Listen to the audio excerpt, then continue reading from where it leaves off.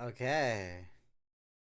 Okay. Oh, I'm a wee nervous. I'm a wee nervous. Just a wee nervous. I haven't done something like this on stream,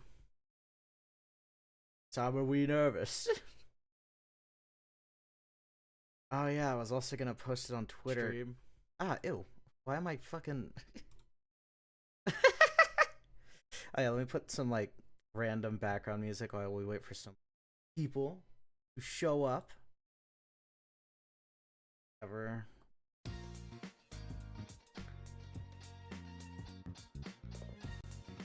That's not technically advertising, is it? Should that have technically been put in a different channel? I don't think so. Because it's the sim. Alright, let me get the post here on Twitter too.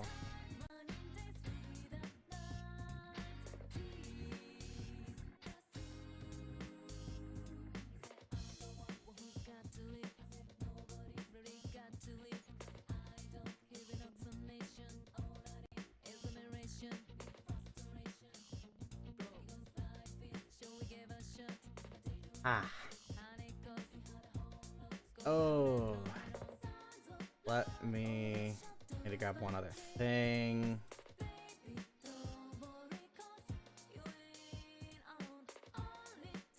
Ah.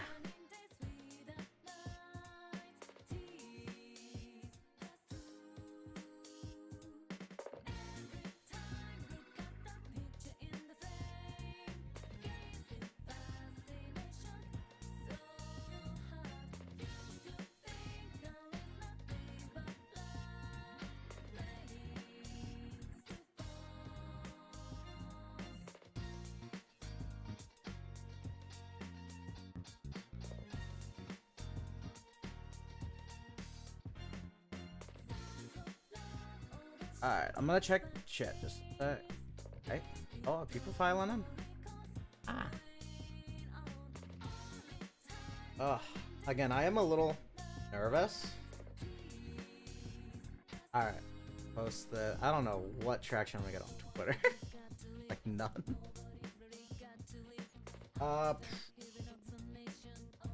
Alright. Gonna wait just a few more minutes and then we can get started.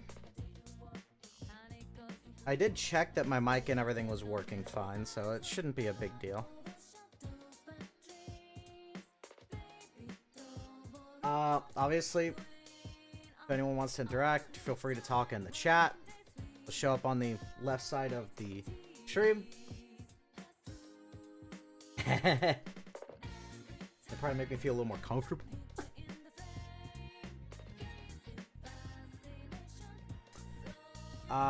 Obviously from those coming from the, you know, the TPI mansion, I've done this before. I've done stuff like this before. This isn't new. It's just new to Twitch, you know?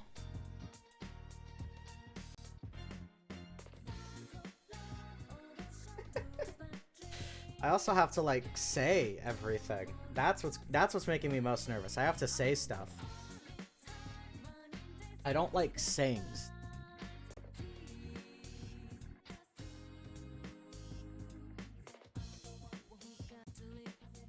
Curious who else here right now. I'm assuming Red.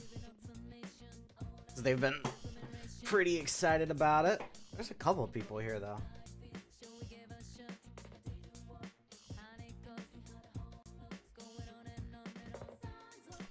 There also might be some font issues, potentially. Even though I downloaded the correct fonts to make sure everything was right, the font that I used where I created it just got completely changed. It's named the same font, but it is like completely different. Oh, fuck. Made an account blocked from talking. What's that about? Shield mode's not on.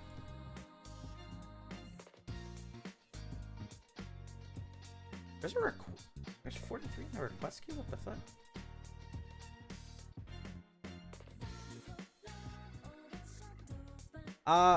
Here's what I'll do for you guys. I'm gonna just put the Discord over here in the side, so that I can just look at Discord as well. So there we go.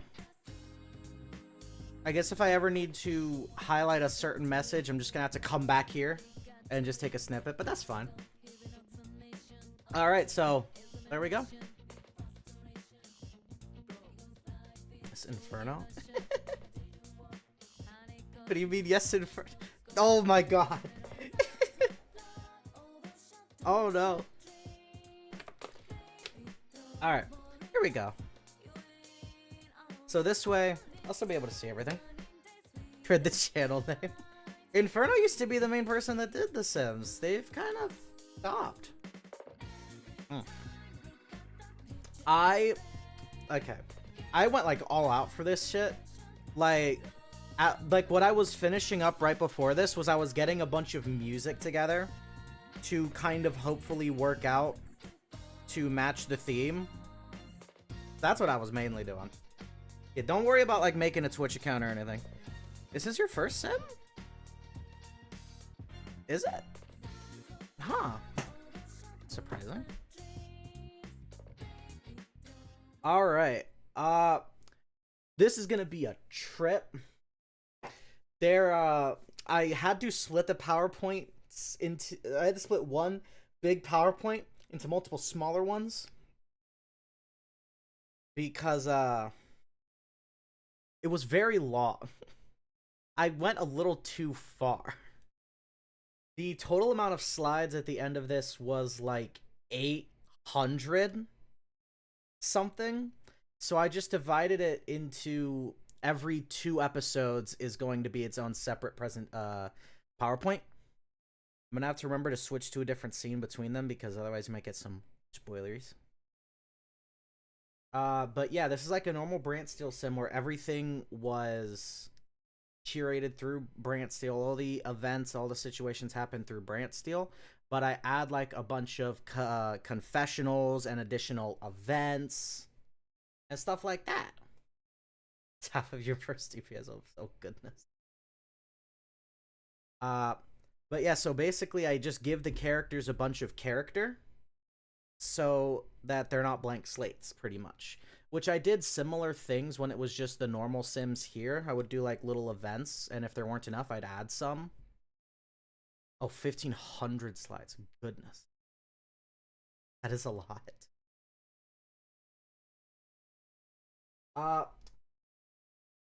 That is also why I asked for like personality and backstory stuff in the form so that I could work off of that stuff. To the best of my ability, I do believe that I did some people, and there were certainly some people whose characters I couldn't allow to go as far as they wanted. Look at the tricky. I knew you were gonna put in the switchover. I would have submitted a non-gag character.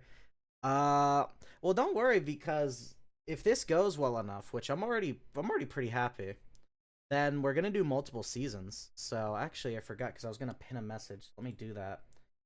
That's not the message. And Tricky. Hi, Trick. How you doing? Let me get the fucking link here. Because I am going to hype up the form in here. Friends lazed on you. Free. Well, welcome. I'm sorry to hear that your friends lazed on you.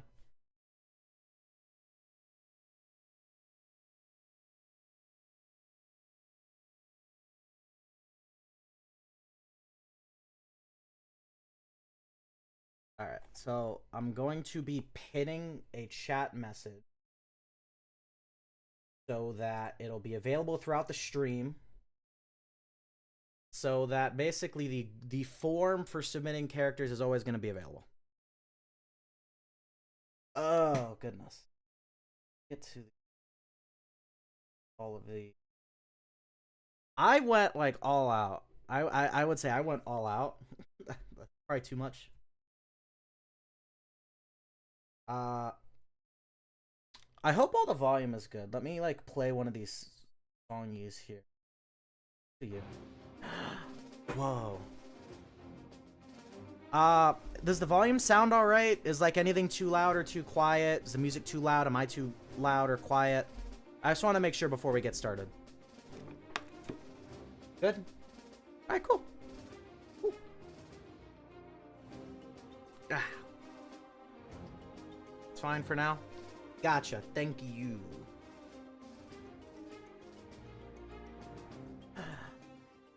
Alright.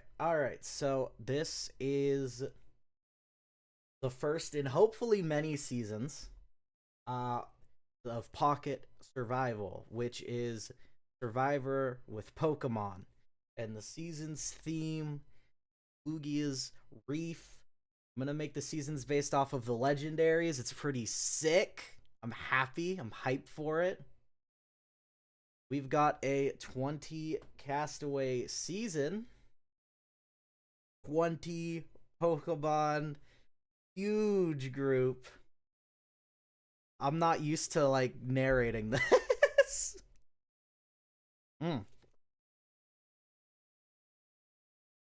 You could really tell I'm not used to, like, narrating.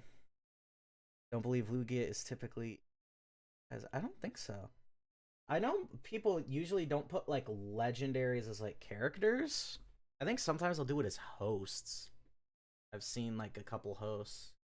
Yeah, the others are chatting on Discord because you need phone verification to type in Twitch chat. So, yeah, that's where they are. They're watching, but they are typing away in the Discord, so I have that one open as well. As a character in a story in general. But yeah, that's fair. Yeah, Lugia ain't used that much. To be fair, Lugia doesn't really appear here, aside from being the theme. You know, the idea is that this takes place in a location called Lugia's Reef. Whoa, that's crazy. Alright, so we've got 20 Pokemon to introduce, split across 2 tribes, 10 Pokemon on each tribe. My phone is muted, thank God. My favorite location, Lugia's body. God damn it. We stan Lugia here. Lugia is one of my favorite legendary Pokemon.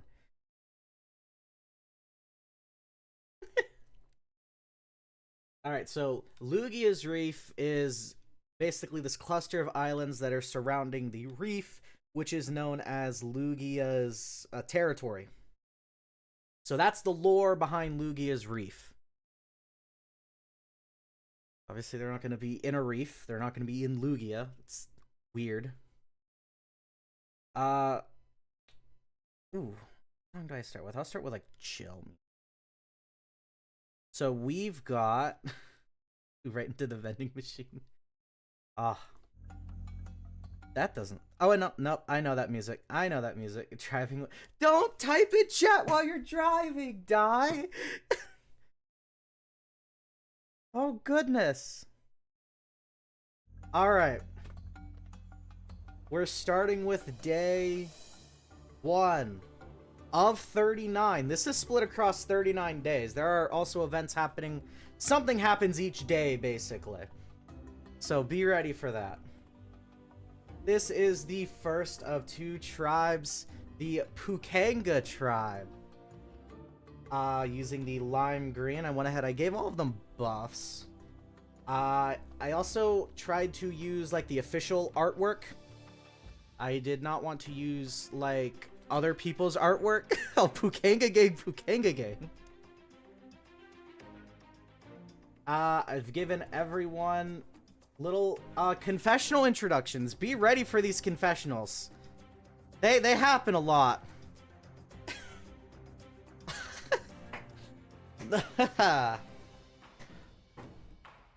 All right. First Pokemon we're going to introduce all of them. Each of them get this introductory confessional. So we're going to start with Scrap. Build as a red mage. Oh, me. Hey. The camera's a bit too close, man. Sorry. Why am I here? Well, I don't really get out too much, you know? So I figured signing up for something like this would improve that. You're not very good at socializing and, being in this place where social interaction is sort of required. I'm just hoping I can improve my social skills with strangers. Ah, that's scrap. Next we have more like belongs in the trash. Lilith, a Lopunny content creator. You know that's what the fuck? Oh my god. Did you really just ask me why I'm here? I'm one of the top creators online, and it's not hard to see why. I've got the looks and the charm to go the distance. I'm here to make things interesting, exciting. I mean, wouldn't it be boring if everyone just talked and acted like chess pieces all game? Yeah, it would. So I'm here to insert some drama and intrigue.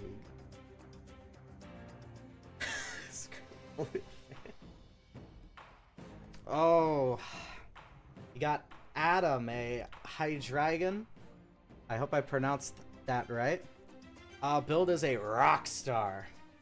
Finally, camera's on me like always. I'm a rock star. I've got more charisma in my tail than any of these losers have had their entire lives. Of course I'm gonna win. I'm like the only option. Alright, and then we have Steinhagen, the Snorlax chef. it's a different Snorlax, yes. I'm sorry, Trick. Why am I out here? Well, to win, hopefully. But mostly to advertise my restaurant. I own it, and I'm the head chef, so trust when I say I know what I'm doing in the culinary world. I'm treating this kind of like a cleanse, experiencing food in its most natural form. Spark ideas for new dishes. You got Tom, the football player. Magikarp football player, damn right. Why am I here? Because I'm the best. What kind of question is that? Do you not know who I am or something? The reason people still like to watch football. Other than that, I'm the best player in the league, so I won't be answering any more stupid questions like that one.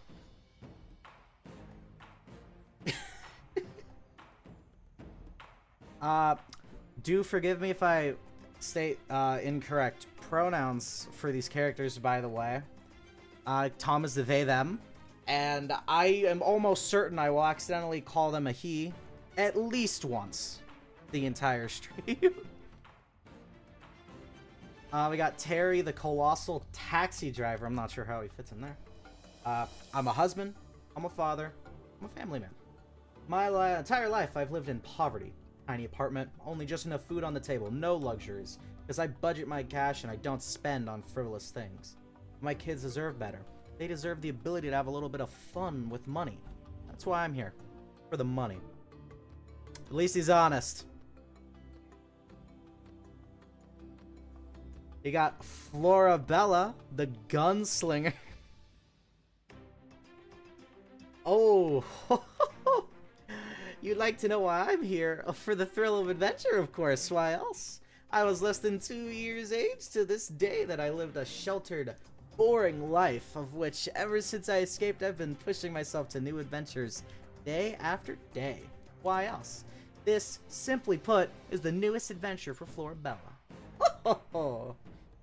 I hope I did that right. Tom tacked on player at the end of their name, and they're really the best football. Oh, that's funny. Don't. Oh, God. Alright, Wendy, the Wooper. Did I get that right? Yeah. Wooper. College student. Oh, me? I'm just here to have fun. This is just like an island camping trip set up right on the beach. It's gonna be a blast. Plus, I get to make friends with all these other mons. Hopefully they like me as much as I like them. I'm realizing that this is gonna go a long fucking time. Amber, the Hisuian Zoroark, billed as a funeral director. Apologies for being short. I want to help people come to terms with the death they may have experienced on a wider scale than the small town I currently run my business on. Death! Yeah, death. Can be here all night. To be fair, if this ends up taking too long, I will, like, split it into... We could split it into 2 streams, maybe. Like, do the rest tomorrow. If it takes too long. I got Buddy, who is Hisuian, Typhlosion, Apple, Highway Moot. Build as a bud tender. Me? Dude, I'm here to chill, you know. Not often comes the chance to make a bunch of friends and a bunch of cash, so here I am. I'm a bud tender at my local dispensary. It's pretty chill, but it doesn't pay much. My parents have been harshing my vibes recently, trying to get me to move out. So if I win, I'll move out with the cash and vibe elsewhere, you know? May or may not be high right now.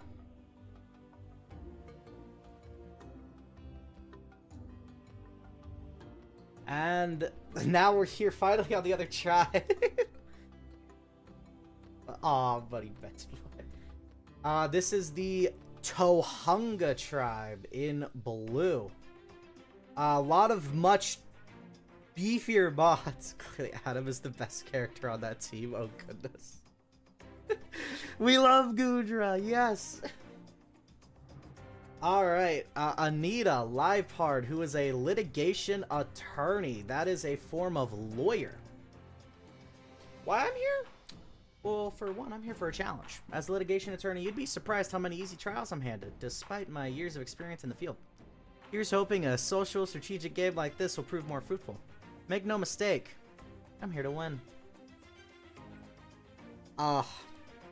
Yep, and then here's Ace. Oh, goodness.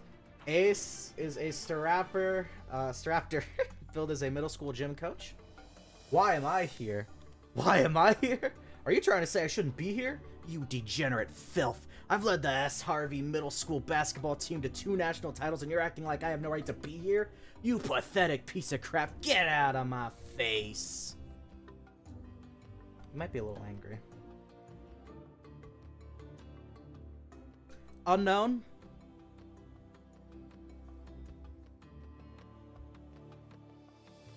There you go. That's unknown for you. Outstandingly well-made character that took several hours of consideration. Damn right they did. Damn right they did. Eleanor Beartick, the stay-at-home mother. I gotta assume it's one. Well, we got the pin in the form. So if you can see the pinned message, you can submit a character into that form. I didn't see Hope Unknown is the first. Alright, so yeah, Eleanor, the stay-at-home Beartick mother. To be honest, I'm here to find myself. Most of my adult life has been about raising my children. I raised 5 months maturity, and well, my identity has always been as the mom, but I don't have anyone to be a mom for anymore. My husband, he's a dare. He's been trying to help me branch out into a life independent of motherhood. That's why I'm here. Tracy, the unemployed Leffa. Pooh, family issues. Oh, little old me, I'm here to have fun. Yay! Wait, none of the others can hear this, right? Thank Arceus. Yeah, I'm here to win. That's all I actually care about. My parents taught me this great cutesy act, and I'm gonna use it to win $1 million. At least she's honest. We got Rebecca, the Gudra secretary. What am I here to do? Are you stupid or something? I'm here to win Pocket Survival, duh. I'm Defo, the best capable mon here to win this game. My competition is a bunch of uggos and smooth brains that wouldn't know they were being manipulated if I literally told them I was manipulating them.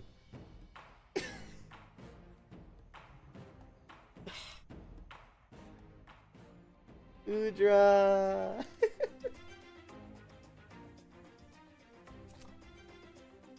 Tracy really out here, slightly imitating Tylerus. Alright, Jeremiah, the Jolteon programmer. As you know, with TPIs, there's always got to be one evolution. Always got to be one. You can't go without one. Unless you specifically go without one.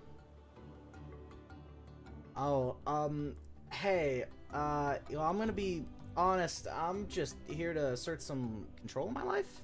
I live with my parents and do stay-at-home programming work mostly, but growing up I was really sheltered, homeschooled by a computer. I wasn't even allowed to browse anything other than study material on it until I was 16. I don't have much social experience, and the life I've led so far is stale and boring. So I signed up to get some excitement. When I got accepted, I just left them a note and took off. Wasted potential to make him a psychotic streamer. Oh, goodness. Oh, like fucking, what's his name? Oh, I god damn it. We got Ramses, the crocodile construction worker. Yeah, I'm here to win $1 million. What of it? Oh, some of the others said they're here for adventure or personal growth, huh? They're probably lying. With that big of a prize attached to the end, who wouldn't be here for the money? That's what it's all about, and I will fight and claw my way through the opposition to win that dough. I think these are the last two? Yeah. You got Cyrus, the Crobat who was billed as the Team Galactic boss. Listen here, right? I'm here to win some serious cash. That's all this is about. There isn't any getting around that. If there were a second reason, I'd probably to further prove to my underlings why I'm the boss. Though it's not like they really need to learn that again.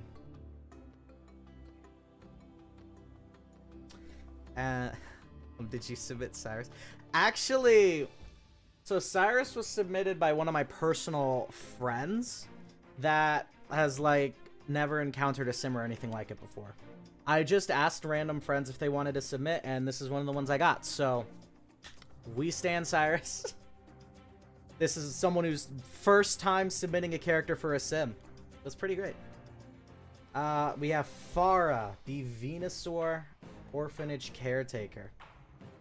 Oh, me? I'm here to showcase that no matter where you started in life or where you came from, you can achieve great things any day.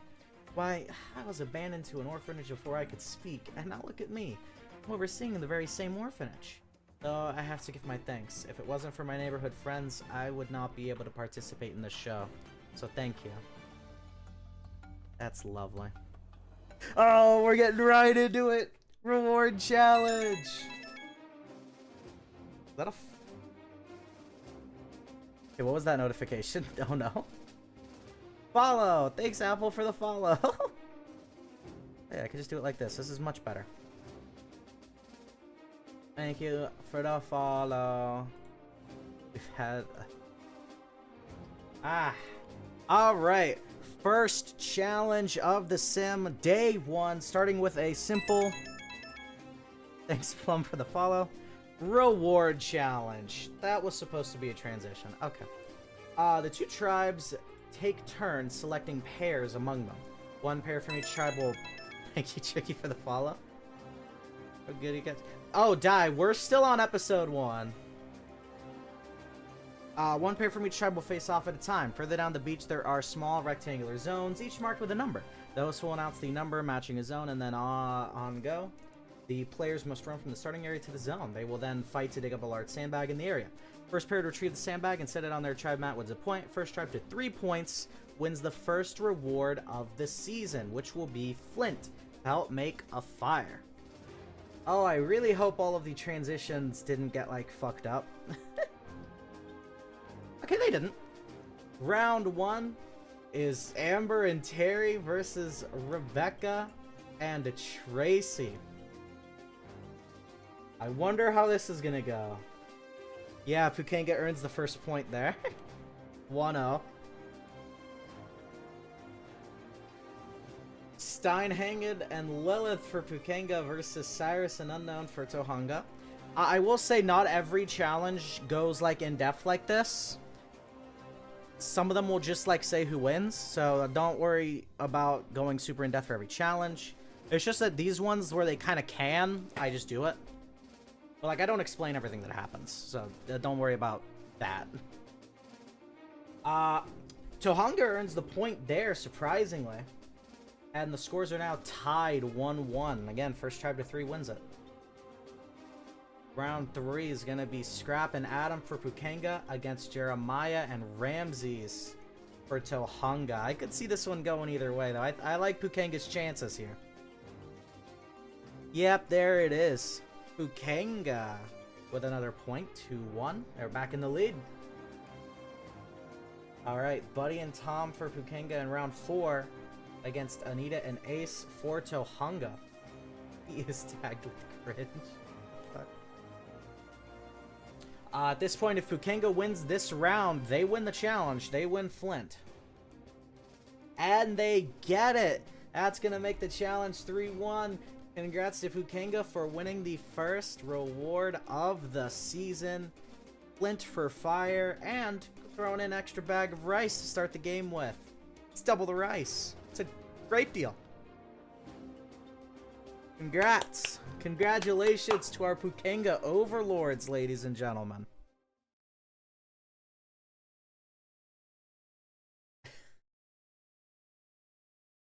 Alright. And now, we've got tribe events. There will be at least one tribe event from each tribe every day. I think there's normally 2. Alright, so we're starting with Pukenga, the winners of the reward. So not long after the Pukenga tribe touches down on camp, some of the members deviate into doing work on making a livable camp. Harry, for instance, gets straight to work on the shelter, but notices Scrap isn't doing anything. Terry calls out and insists he come help rather than do nothing on the most important day of their experience. And Scrap runs over, immediately goes to help with no complaints. There we go. By the time evening eventually comes, Steinhagen, the Snorlax who had been working on setting up the campfire and getting straight to cooking, was portioning out the tribe's first meal of rice in the game. Plain rice, yeah. However, Adam and Tom both complained because they wanted something other than just rice. Hoping for something better from someone who prides himself as a chef. And Steinhagen's upset.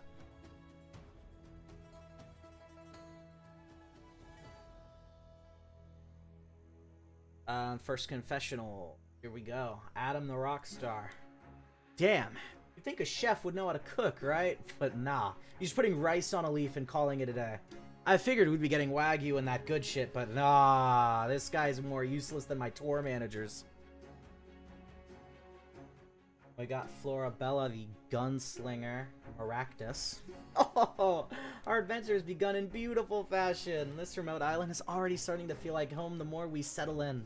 I do wish our chef could get it together and serve more than rice in the future. I wonder how the other tribe chef is doing. Wait, they don't have one? Oh, how hilarious. Oh. They're already dissing the other tribe. Love that. Now over to the other tribe, Tohunga. Over at the Tohunga tribe camp, Eleanor and Flora had gotten to working on the shelter in the early parts of the day without talking much.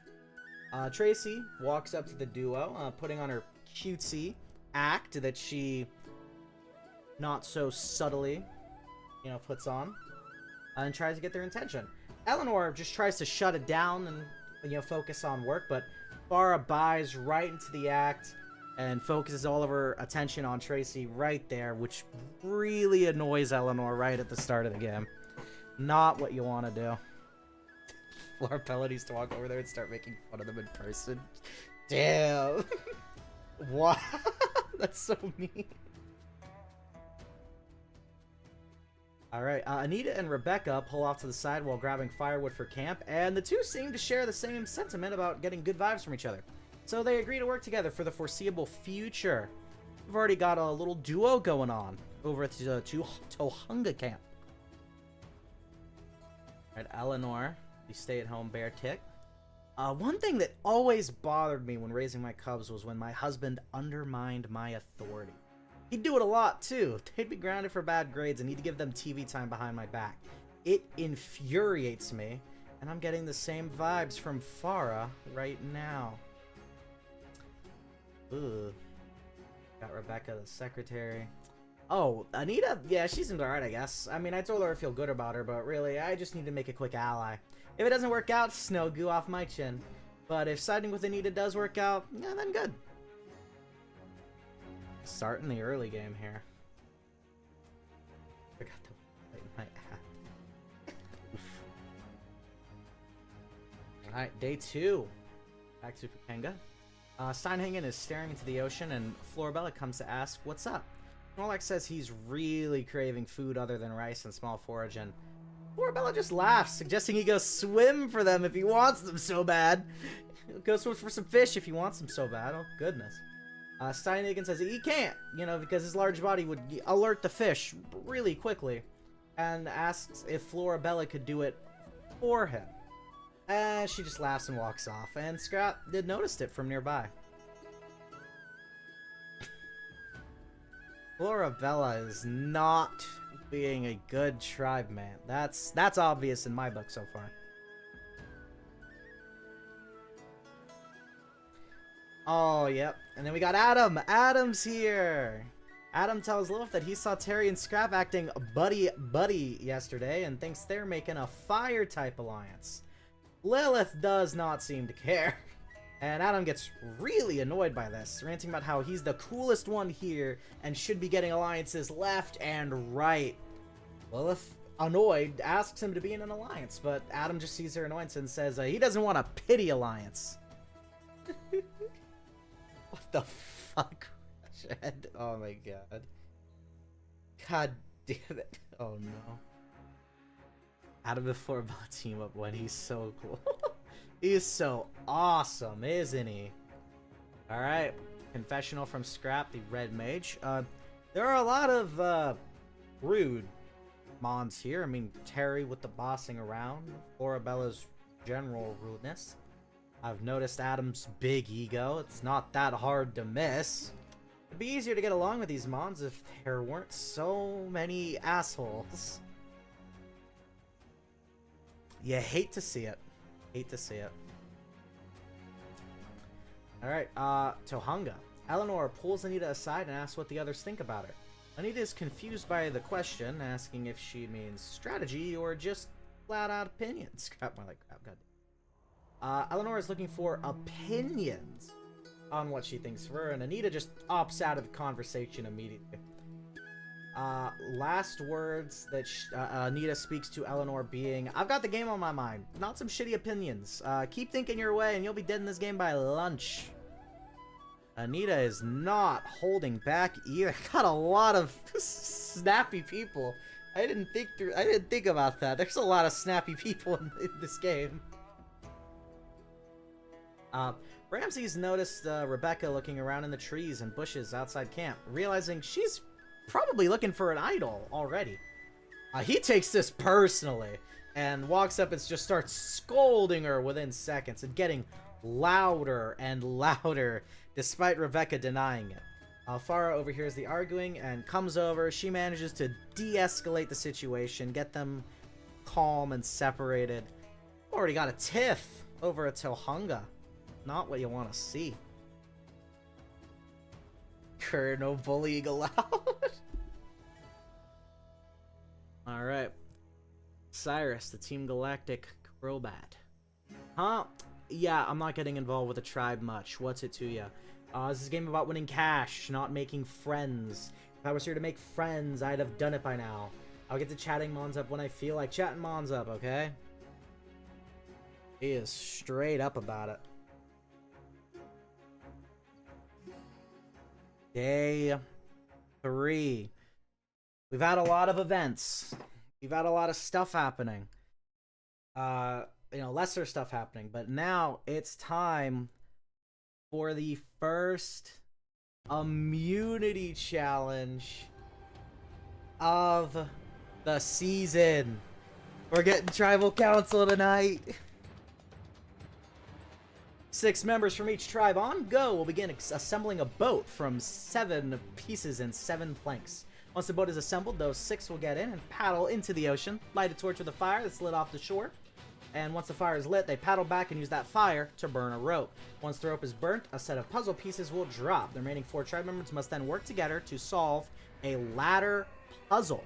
First tribe to complete the puzzle and have all members climb up the ladder puzzle and light a barrel on fire will win immunity. Losing tribe will go to tribal council, where someone will be the first Pokemon voted out of Pocket Survival, Lugia's Reef. Adam's a has-been hotel reference? Oh, he fucking is! I didn't even think about that.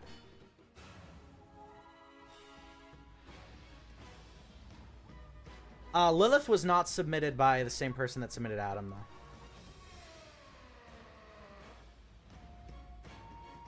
Oh my god, Survivor. Pukanga wins the first immunity challenge! Alright, Tohunga will be the first tribe to vote someone out of this game. Pukanga, all 10 members safe tonight. Not going to tribal council. Big congrats to Pukanga. Alright, we're back at the Pukanga camp. Let me get one of these. Here we go. So despite winning the immunity challenge, Lilith is pissed and just starts yelling at Scrap, accusing him of not trying hard enough and being the reason that the other tribe almost came back near the end to win. Scrap tries to defend himself and in turn ends up making a pretty rude comment, calling Lilith princess bitch, and Lilith stomps off and starts bad-mouthing Scrap to the others. The fuck, Lilith is cool now? Yo, we stand Lilith. Scrap bully can begin. We stand Lilith. Meanwhile, Buddy and Florabella, they're just chilling out near camp, just talking about whatever, and they both realize, hey, they really like Wild West movies, so, you know, for different reasons. Florabella uses it as escapism to try and ignore her life, whilst Buddy likes how funny they are when he gets high. It's not a very good insult. Princess bitch is a very generic insult. And we got this last confessional. Terry the taxi driver. As dysfunctional as this tribe is, we won that immunity challenge. I'm starting to think this whole game won't even be half as hard as I originally thought. With a few more wins, we could probably coast our way to the end, no problem. And we're here at the Tohunga camp. They've got tribal council tonight. Ace starts shouting at Eleanor once the tribe gets back to camp, yelling about how he was shouting directions to the rest of the tribe. But Eleanor explicitly told the rest of the tribe not to listen to his orders. And Eleanor counters that his instructions weren't helpful. Ace goes on a tirade about how his instructions took the basketball team he coaches to nationals twice, and he won both times. And Eleanor just stomps off. She's pissed. People are pissed on this tribe. Alright, Rebecca and Anita, they come together. They're this little duo already, and talk some game. Both seemingly agreeing that Unknown, the Unknown, is the best Mon to vote out at Tribal tonight. They seem to be the weakest on the tribe. They agree to split off and share the news with the other tribe members. That Unknown needs to go tonight. When Anita eventually gets to telling Eleanor about the plan to vote out Unknown, Eleanor instead pivots, suggesting either Ace or Farah go out tonight. Anita tries to convince Eleanor to not consider either, as Farah is popular with the tribe, and even if Ace isn't the best at challenges, he still seems to be giving it his all, unlike Unknown. Eleanor just grumbles. She's not happy, and she does not agree to vote out Unknown tonight. We got some death flags going on here. Eleanor pulls Unknown, Ramses, and Tracy together, pitching an alliance of 4. Letting them know that Unknown is the target tonight, but she would rather see Farah go home tonight. She's a big social threat. When Ramses asks for more information, Tracy jokes that it's because she likes Farah more. Eleanor... Wait, what? Okay, Eleanor seems annoyed and just insists they vote her out. Ramses and Tracy agree with Unknown being silent, not verbally agreeing to anything. After Eleanor leaves, though, Tracy asks Ramses to just vote Unknown out because Farah is pretty fun. What can you say? Suck it, Eleanor. And we've got the confessionals here. Unknown. Clearly stressed. Clearly, definitely terrified of the prospect of being voted out, definitely. And then we have Ace, who is angry. How on earth does no one listen to me when it comes to challenge strategy? Me, the Staraptor that led a band of middle school mons to national championships in basketball not once, but twice. What kind of fools say that my strategy is unhelpful? Ace does not like being ignored. There's not much we could do, though. It's finally time for the... I hope I get the music right, because I have very specific plans for how the music at Tribal works. And I gotta time things right. I wonder how many times Ace will now repeat his iconic catchphrase. It's time for the first Tribal Council!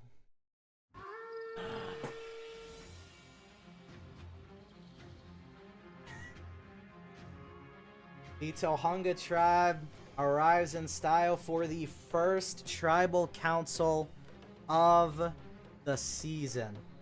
One of these 10 ones will be voted out tonight.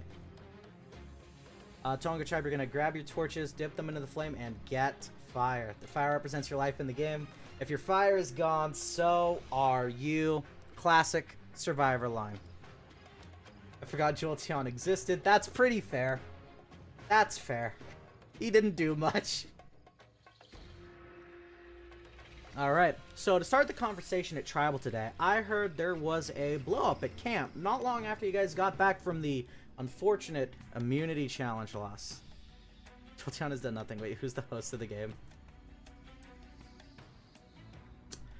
I never put a host. I might do it. I'll probably do it for next season. I never did a host. That's my B. That's my B.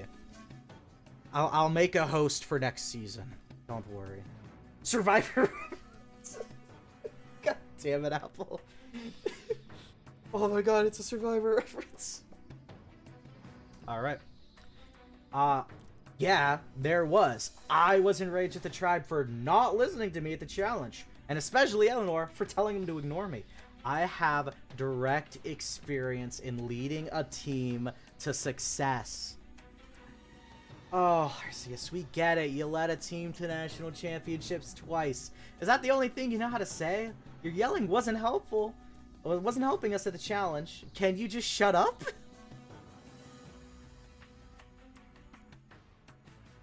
I'm sensing some dysfunction in the tribe early on. At day 3, this might not be a good sign for the future. Do you believe this is the only thing that held you all back from 2 challenge runs, or is there more to it than just that? God damn it. T5 is a rip-off of Total Drama. It's a reference to Total Drama. Tribe strength is 100% an issue for us at this point in the game. Not everyone is as strong as I am, so, you know, we're not going to win every challenge. Duh. I don't know what you're implying there, but I put my all into the last 2 challenges. We just didn't win. So if you think I'm the problem, you might want to check elsewhere. Trust me, Ramsey. She may have said it in a weird way, but we only see one mon in this tribe that is hurting us when it comes to challenge strength.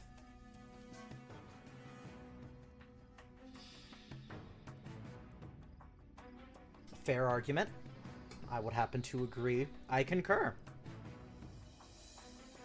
Sounds almost like some of you in the tribe might have someone in mind to take out tonight. Most of us know the plan, actually, and it's a damn good plan that'll see the weak link go out tonight. If I know anything about running a team, it's that you're only as strong as your weakest link. God, 2 months talking about running teams. You guys aren't referring to me, right? I know I wasn't the best at the challenge, but don't worry, hon. This isn't about you. You don't gotta worry about tonight. Trust me. Jeremiah Blindside 1. Yeah, trust Farah. She's so kind and nice. She wouldn't hurt a fly, even if it was by accident. She's amazing.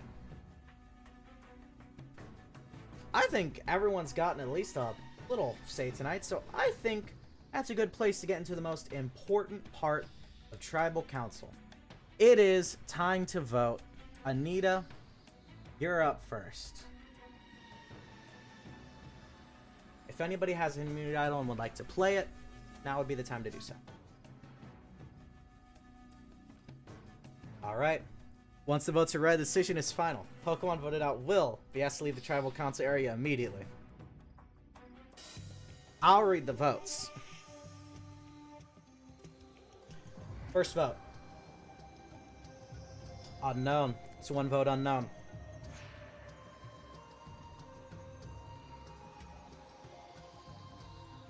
Farah. One vote unknown. One vote Farah.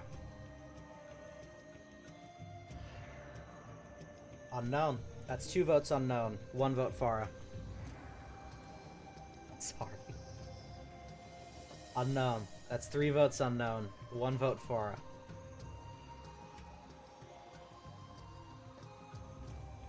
Farah. That's three votes unknown. Two votes Farah. Starting to get a little close here. Unknown. That's four votes unknown. Two votes Farah.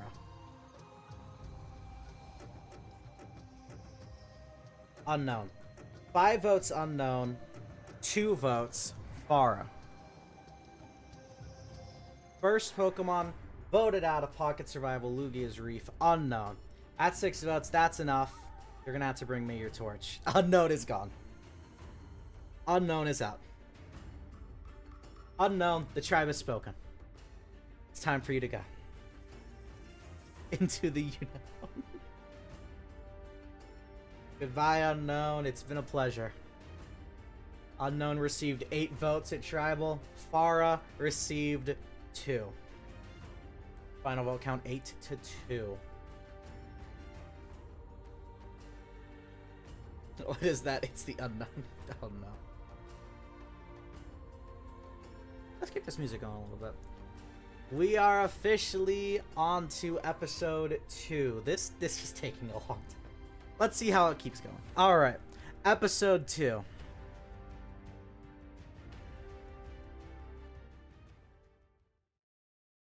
Yay.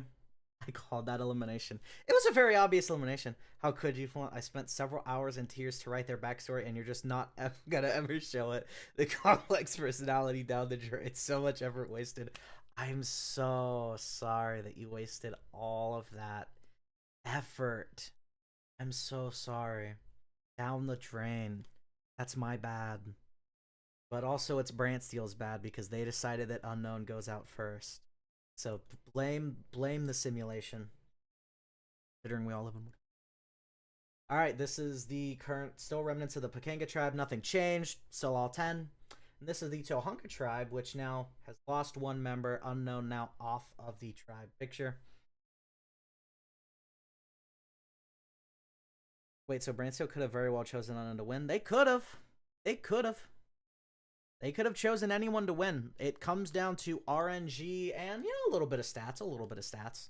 I do believe Unknown had the lowest chances of winning. Alright. We're back here at the tribe camps, day 4. The day after tribal, Eleanor pulls Tracy to the side, looking really upset. She asks why she and Tracy didn't follow her plan, spread the word, or even vote with her and Unknown. Tracy laughs at the question, you know, saying she's very sorry and that she forgot.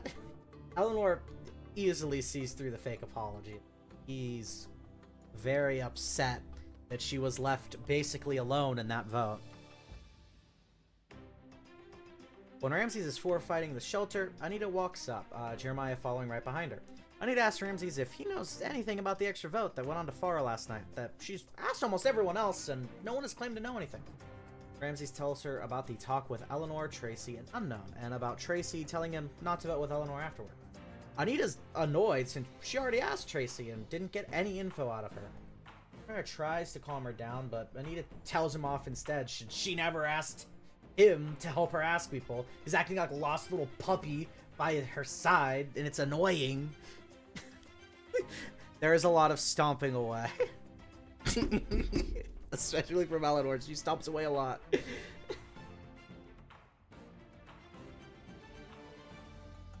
Alright, after learning the truth from Ramses, Anita wastes no time pulling Farah off to the side and filling her in on the news that Eleanor is targeting her. Farah is shocked to hear it and confused why Eleanor would even go after her and wondering what she did wrong. Anita believes the issue might just be something about Farah being so popular with the tribe. That's just an assumption. Anita assures Farah that she will keep Farah in and gets a thank you in return. Rebecca, the secretary. Anita's been on a warpath throughout the day. It's pretty hilarious watching it, actually. She's way too upset about a vote on Farah. Like, who cares? Oh, Ace has something to say. We got some dead weight off the team last tribal, and that's big news for us. Now with a dedicated squad and some grit, we might finally win some damn challenges. He didn't spout off his catchphrase. Can you believe it?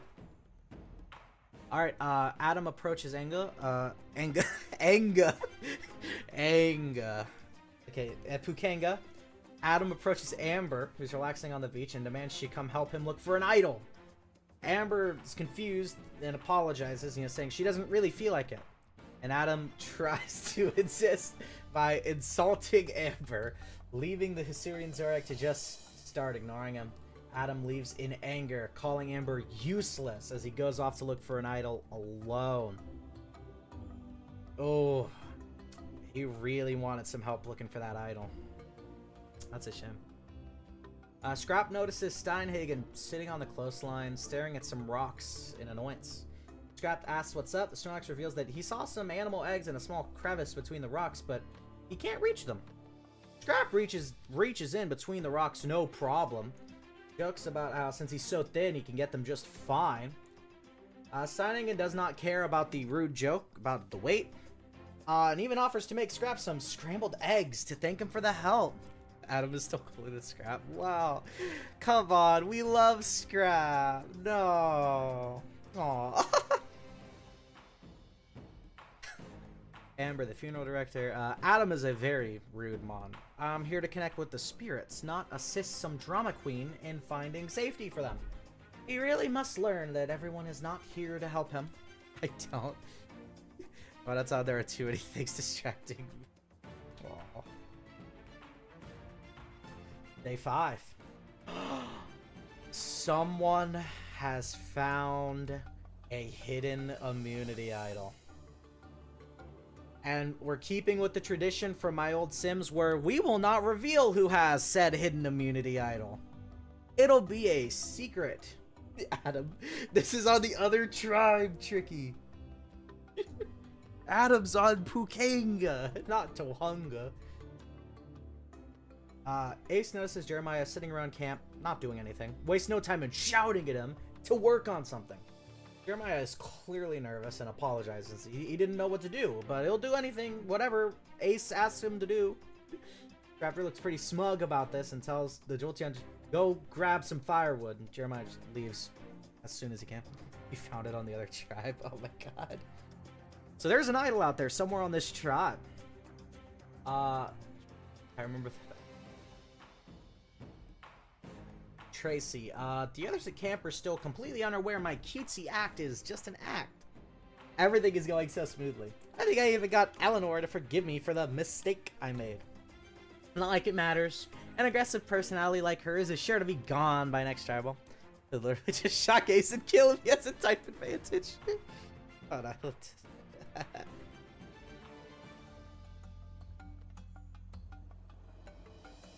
She's so small. I hardly. She is very small. I wanted to go out of my way to keep the sizes accurate to their actual sizes, which is why she is very small on the screen, because I think she is the smallest mon. Okay, she's so tiny I could barely notice her. She's so small, she has the perfect stealth game. She's so small that nobody knows she's there. Buddy and Adam are sitting at camp, just chilling, and Adam points out that Florabella is tending to the fire.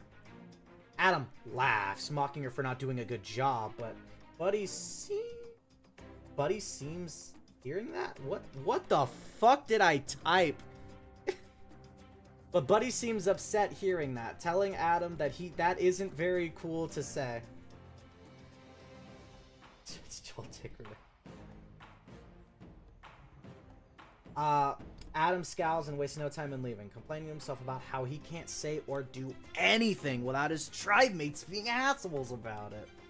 He was only talking shit about the Maractus. That's such a big deal, guy. Lilith is sitting back at the beach, complaining to Tom about how many Mons on the tribe seem unable to pull their own weight, believing they've only been getting lucky with challenge wins so far. And Tom agrees, mocking some of the others on the tribe, until Lilith interrupts, accusing Tom of being one of the weaklings. Tom just rolls their eyes and says, they'll prove their worth, diving down to the ocean and coming back up a few minutes later with a large fish. Cannibalism. Little Grizzard apologizes for clearly being wrong. That's just cannibalism. Terry, the taxi driver. I've been noticing a few problematic Mons on our tribe. Mons that if they keep up with their shit will probably cost us a few wins down the line. Main one I got my sights on right now is Adam. He's a damn fool that needs to be sorted out straight away. I believe day 6. It's challenge time. We're back at immunity. The next immunity challenge. Tribes will divide themselves into 3 pairs and 1 trio. On go, 1 pair from each tribe will race across a large field, retrieve a large crate, and bring it back. Once the crate's back, another pair will go retrieve another crate. This is repeated until all 6 crates have been brought back to the starting area, with each duo going twice. Then the trio must work together to assemble the crates into a large staircase to reach a platform. First tribe to assemble the staircase in the correct orientation, have all members climb it and stand on the platform atop wins immunity.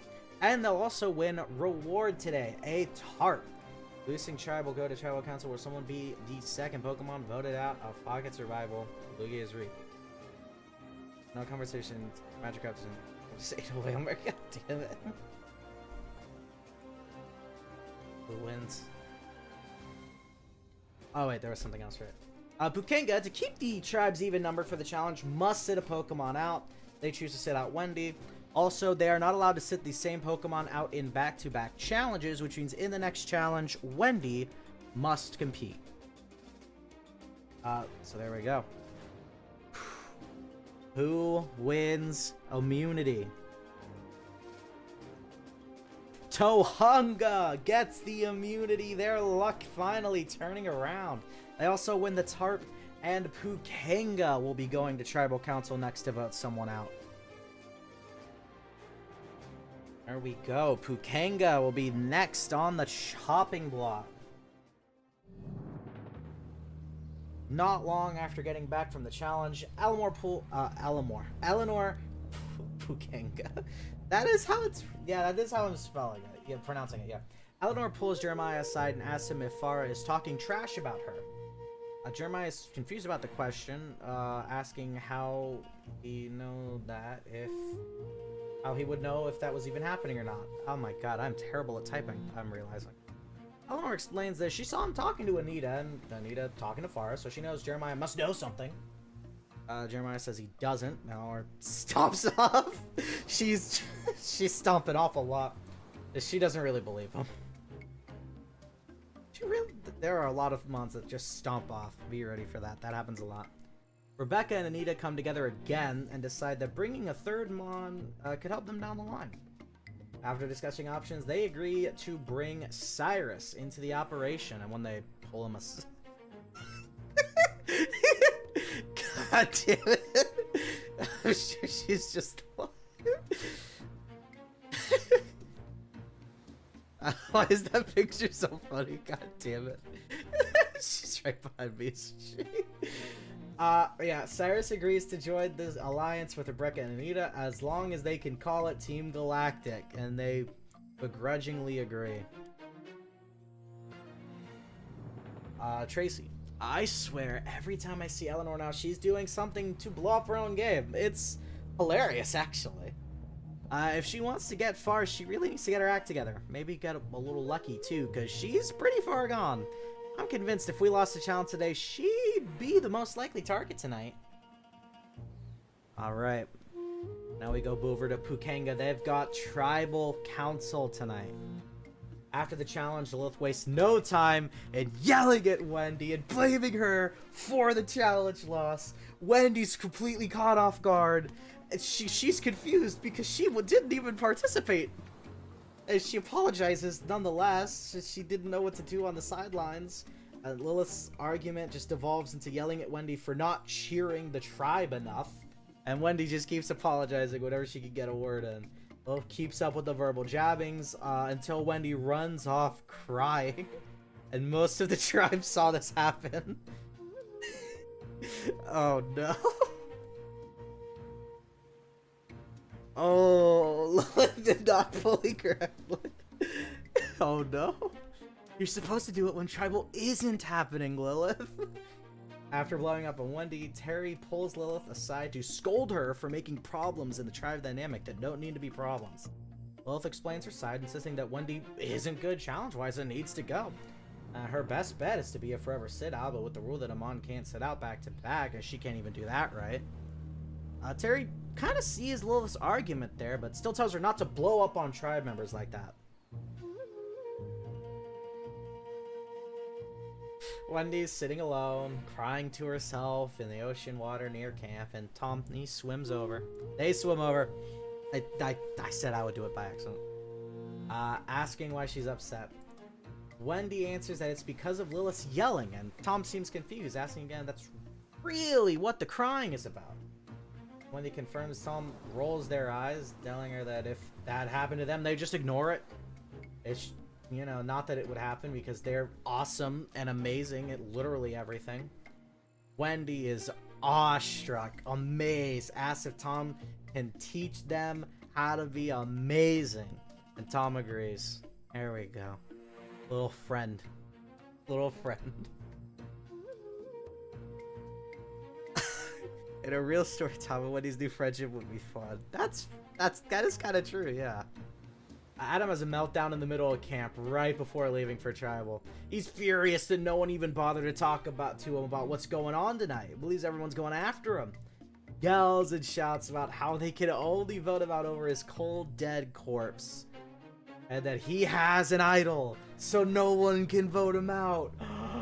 He continues insulting every tribe member individually for being terrible ones that are jealous of how cool he is. He has an idol, guys. They can't vote him out. Adam's uncool. No, he's still cool. He's so cool. Elimination speedrun. I can't believe all those idiots completely ignored me tonight. I'm a member of this tribe too, damn it. I'm the coolest member of the tribe. They should be begging to form alliances with me, not going and talking to each other. But I was gonna pull a stick. Tom, when I took Wendy on my wing, I thought I'd have to put in some work to keep her in tonight, and maybe push Lilith as a target for how much of a bitchy bitch she is. But hey, Adam's made my job even easier than it already was.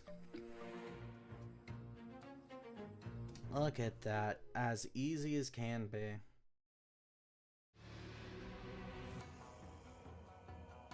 Tribal tonight now with the other tribe, Pukanga. Every tribe's been to tribal council now. Big ups. Pukanga tribe, grab your torches, dip them into the flame, and get fire. Fire represents your life in this game. If fire is gone, so are you. We won't be seeing that message anymore now that every player has been to tribal at least once. So, I heard that after the first challenge loss, things did not go very well back at camp. Correct? Correct. Things got out of hand very quickly. Lilith was upset about how the challenge went and blew up on Wendy because of it, in front of everyone. Yeah, I blew up on Wendy because she did a terrible job cheering us on, and considering that's all we thought she'd be useful for, things aren't going well, finding out she isn't even good at that. I tried my best to cheer the tribe on. Can we please just stop talking about this? Well, I don't really think the problem here is Wendy. I think the problem is someone got self-conscious about how they did and wanted to try and shift the blame onto someone else. Ooh. That wasn't the only blow-up that happened back at camp today. was another one not long before you guys left for tribal, from Adam. This tribe is a dysfunctional mess. Yeah, because no one was talking to me about what's going on at tribal tonight. No strategy. I know they want to vote me out, but I have an idol, so that ain't working for shit.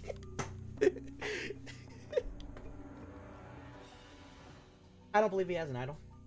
He tried to get me to help him find one a few days ago, and I refused. I don't think he can find one on his own. It's hilarious and hilariously irrelevant. God damn it.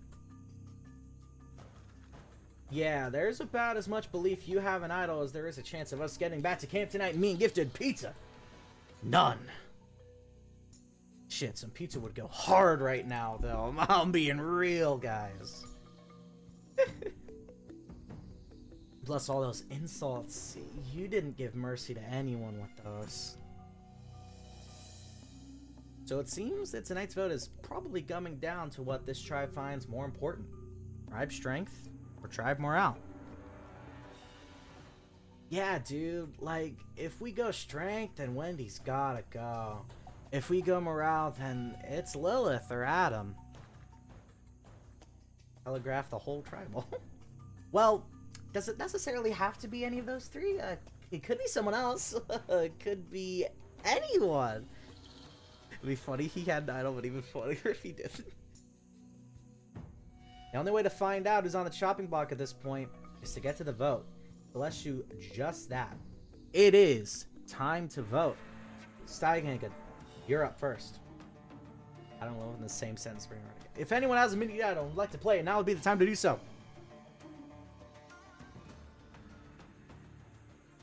Alright, once your red decision's final, Pokemon voted out will be asked to leave the tribal council area immediately. I'll read the votes. First vote. Adam. That's one vote, Adam.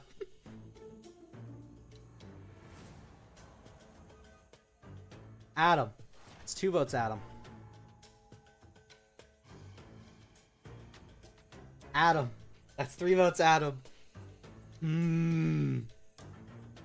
Steinhagen. That's three votes, Adam. One vote, Steinhagen. Steinhagen. That's three votes, Adam. Two votes, Steinhagen. Shit, things are heating up. Adam. That's four votes, Adam. Two votes, Steinhagen. Adam. That's five votes, Adam. Two votes, Steinhagen. If Adam receives one more vote, he's gone.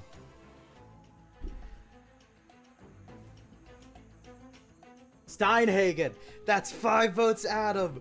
Three votes, Steinhagen. There are only two votes left.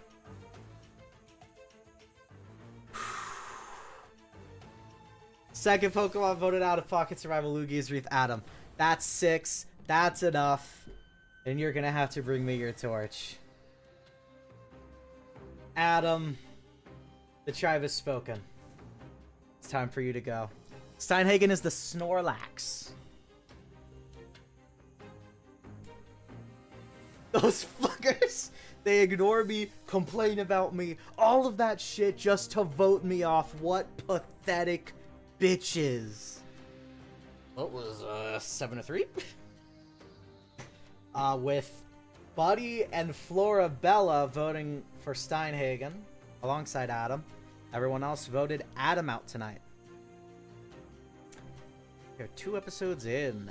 We have lost Unknown and Adam. One mon from each tribe. Keeping the tribes pretty even. Right, I have to switch to another slide now. Yeah. Don't make close too bristly now. Alright, I'm gonna swap over here just a sec because I have to swap to a new PowerPoint. Because every 2 episodes is a new PowerPoint.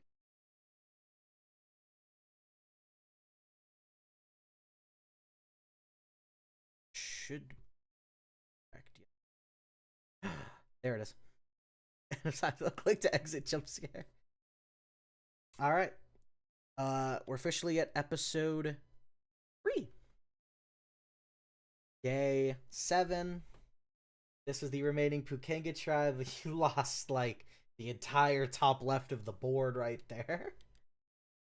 And this is the remaining Tohunga tribe. Go in day 7. We're gonna get some events. Terry and Steinhagen are sitting together at camp as Steinhagen cooks some rice. Terry seems confused, asking Steinhagen if he has any idea how he could have received extra votes last night outside of Item, since he's a good member of the tribe, pulling his weight at camp and in challenges. Steinhagen just shrugs it off, saying he's not sure, but he doesn't really care. As long as he could keep cooking for the tribe and even potentially find ways to cook more interesting things. Unknown leaving barely affected the image. Really, it didn't. Amber, Tom, and Buddy are hanging out near the beach when Tom blurts out in confusion about Mons voting for Steinhagen. Amber agrees that she was a little confused too. Buddy admits that he felt bad for Adam despite how mean he was being and decided to vote alongside him. Then he told Florabella that Steinhagen was the vote and she went with it too. Amber and Tom were both surprised by the revelation. Buddy just lied his ass off to get another vote to help with Adam. Goodness. Amber is sitting alone, and Wendy walks over to give her some company. Amber opens up to Wendy about how, being a funeral director, she's always felt closer to the dead and experienced deaths of Mons close to them.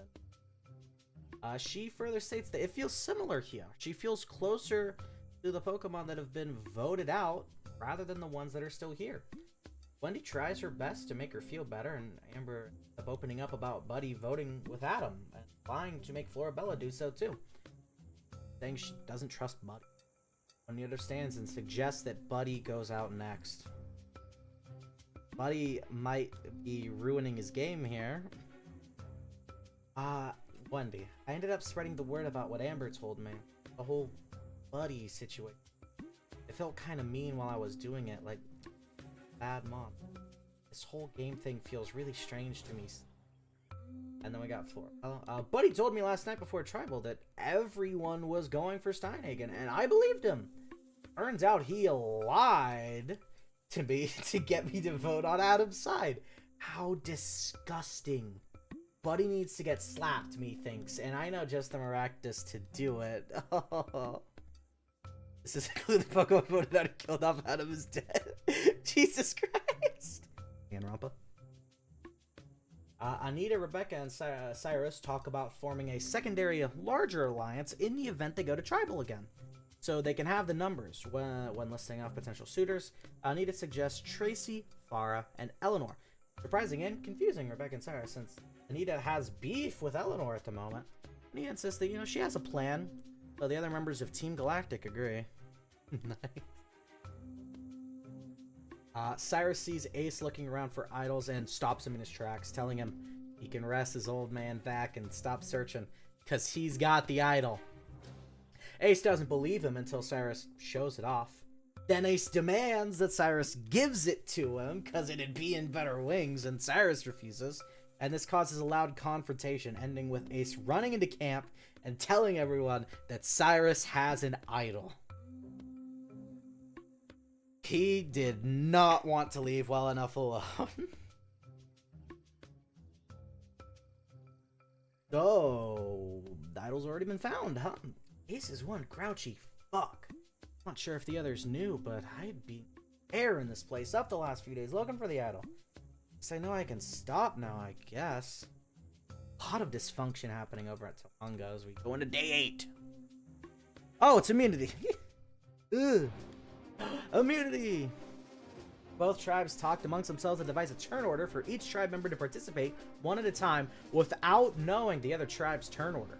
This determines 9 matchups, putting Mons against their counterpart in the turn order to fight in a Pokemon battle in a small circular arena with a ring of mud surrounding it. The goal is for one Mon to get their opponent in the mud, earning their tribe a point. Not necessarily to knock out your opponent.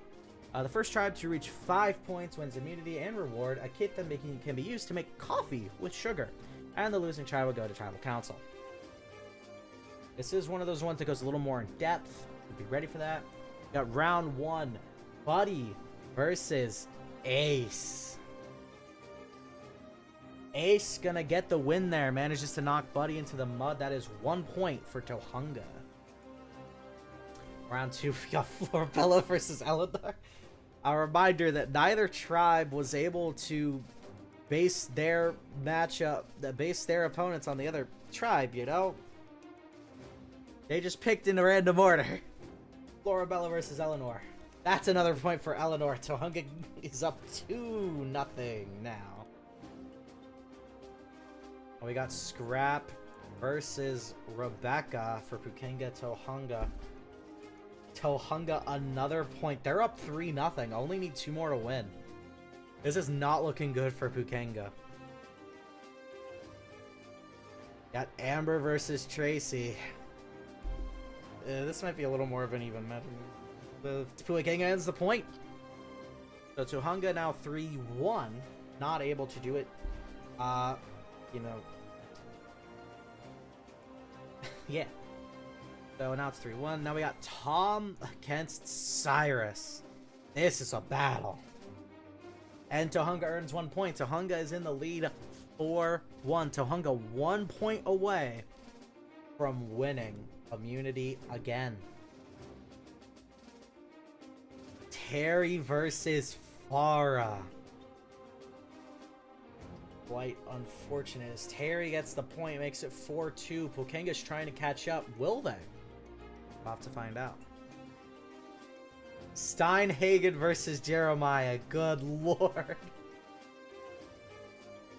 Pukenga earns another point. It's 4-3. If Pukenga can win these last 2 matchups, it's all them. It's coming down to the wire. Wendy versus Ramsey.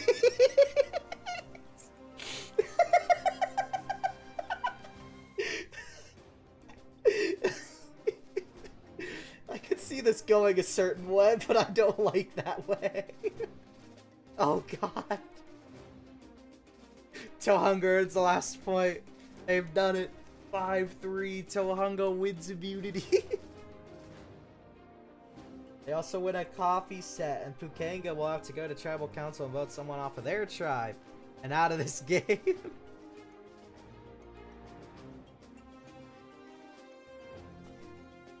Ramsey's drop kicked Wendy.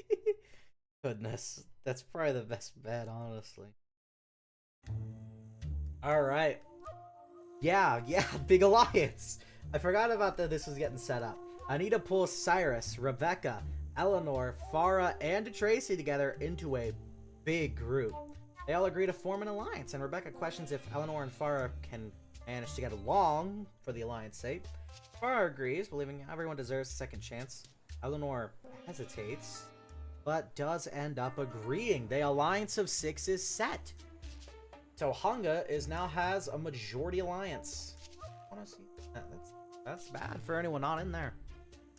Farah, Eleanor, and Ramses are chilled together by the new coffee set they won, and each sharing how important coffee is to them. Ramses is referring to how a morning cup of joe gets him in just the right mood for his construction job. Eleanor refers to her days raising her children being very rough without a cup or 2 a day. Farah not necessarily needing it, but enjoying making it every once in a while after her caretaker showed her how when she was young. I mean, surrounded by those big mods, yeah, Tracy's tiny. Here's hoping this whole big alliance actually works out. Yeah, Eleanor and Farah agreed, but I could read Eleanor's fake reactions from a mile away. That bitch wasn't genuine for a second. For her sake alone, this better work out. And Pukenga is about to go to tribal for the 2nd night in a row. For the 2nd time in a row. After getting back to camp, Lilith yet again goes on another tirade. This time yelling at both Scrap and Wendy for not trying hard enough in today's challenge. Scrap snaps back at Lilith, calling her out for failing in her matchup as well. This makes Lilith shriek in anger, insisting it's different, but she actually tried. And she pulls an Eleanor, completely enraged. Stomps off.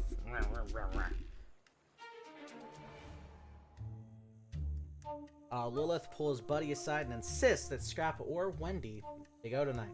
that they're too weak, and now they're insulting her.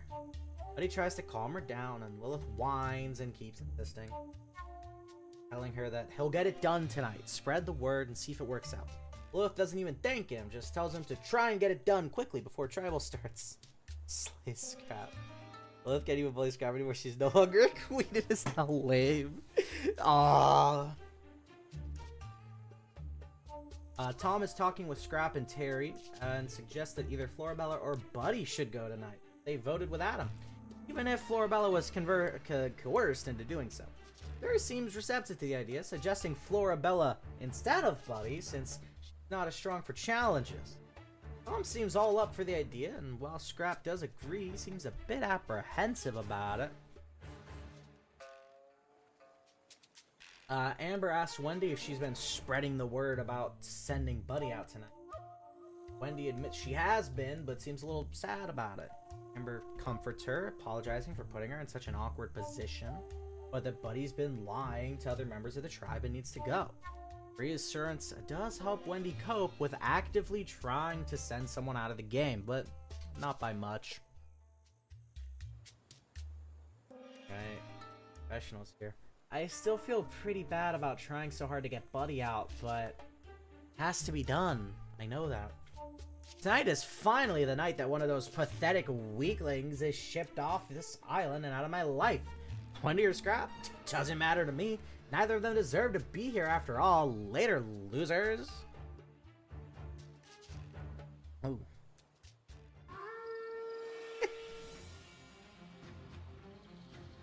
Ukanga. Another tribal. Like, half the contestants here are on the chopping block. There are a lot of Pokemon on the chopping block tonight. It is a very uncertain tribal.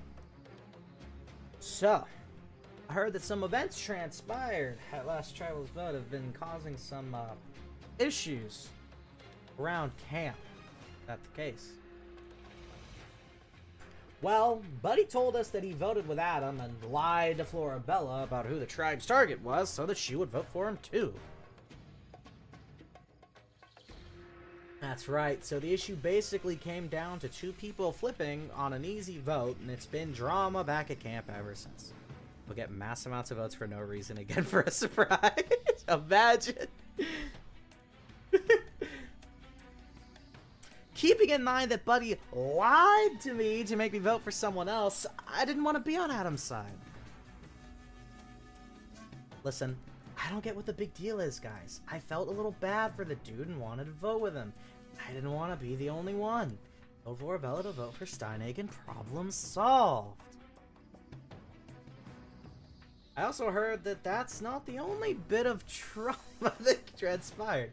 In this case, I'm referring to another big blow-up right after the challenge in front of the entire tribe. Yes! Oh, I was yelling at Scrap and Wendy for not trying hard enough during the challenge, which is true. And then Scrap insulted me in front of everyone. All I did was point out that you lost your matchup. You're being a hypocrite. Guys, please, enough fighting. We don't have to keep doing this. Alongside all this, we know now after last tribal that Adam claimed to have an idol, but whether he did or not legitimately, we at least know an idol wasn't played. Does this spur on fear that someone else may have an idol now? It is definitely a concern, but I just don't see it. If anyone has one, it definitely isn't me. I'll be the first to say that I'm only finding an idol if it's hidden in our rice rations at this point. Get it? Lilith is now the one being bullied. She has turned so ungirl-boss. She's the one being floored over. Oh god. Well, I'd say we've gotten some good discussion here, so let's get on with the important part. It is time to vote. Wendy, you're up first. If anybody has an immunity idol and would like to play it now, would be the time to do so.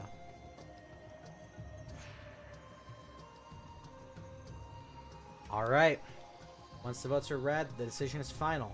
Pokemon voted out will be asked to leave the tribal council area immediately. I'll read the votes.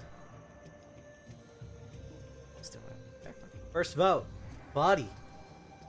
1 vote, Buddy. Florabella. That's 1 vote, Buddy. 1 vote, Florabella. Wendy. That's 1 vote, Buddy. 1 vote, Florabella. 1 vote, Wendy. Wendy. That's 2 votes, Wendy. 1 vote, Buddy. 1 vote, Florabella. Florabella. 2 votes, Wendy. 2 votes, Florabella. 1 vote, Buddy.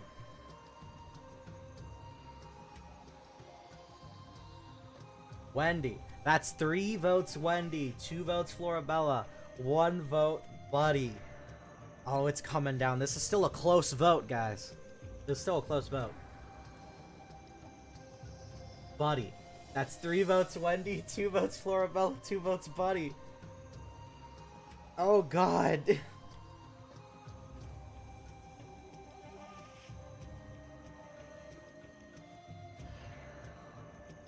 Third Pokemon voted out. Pocket Survival Lugia is relief. Wendy. That's 4 votes. That's enough. You're gonna have to bring me your torch. Fortunately, Wendy, the tribe has spoken. It's time for you to go. Florabella lived, Buddy lived. They both stay in another day. Wendy is gone. Well, it may have been a bit more dramatic than I would have liked, but at least I had some good times. That's the best part. And I made some good friends, too. I hope Amber makes it far. Quite the split vote. Terry and Tom voting for Florabella. Amber and Wendy voting for Buddy. Everyone else on Wendy. That is unfortunate. We are now on episode 4. Day 9. In a real story, I'd be rather disappointed by this. I was looking forward to what Wendy was going to do with Tom, but nothing ever came of it. Yeah, she got voted out too early. It's true, best girl Florabella survived. She's better bully than Lilith. Who isn't by this point? Here's new Pukanga. Wendy's gone, if you could tell. She's very small. And here's Tohunga.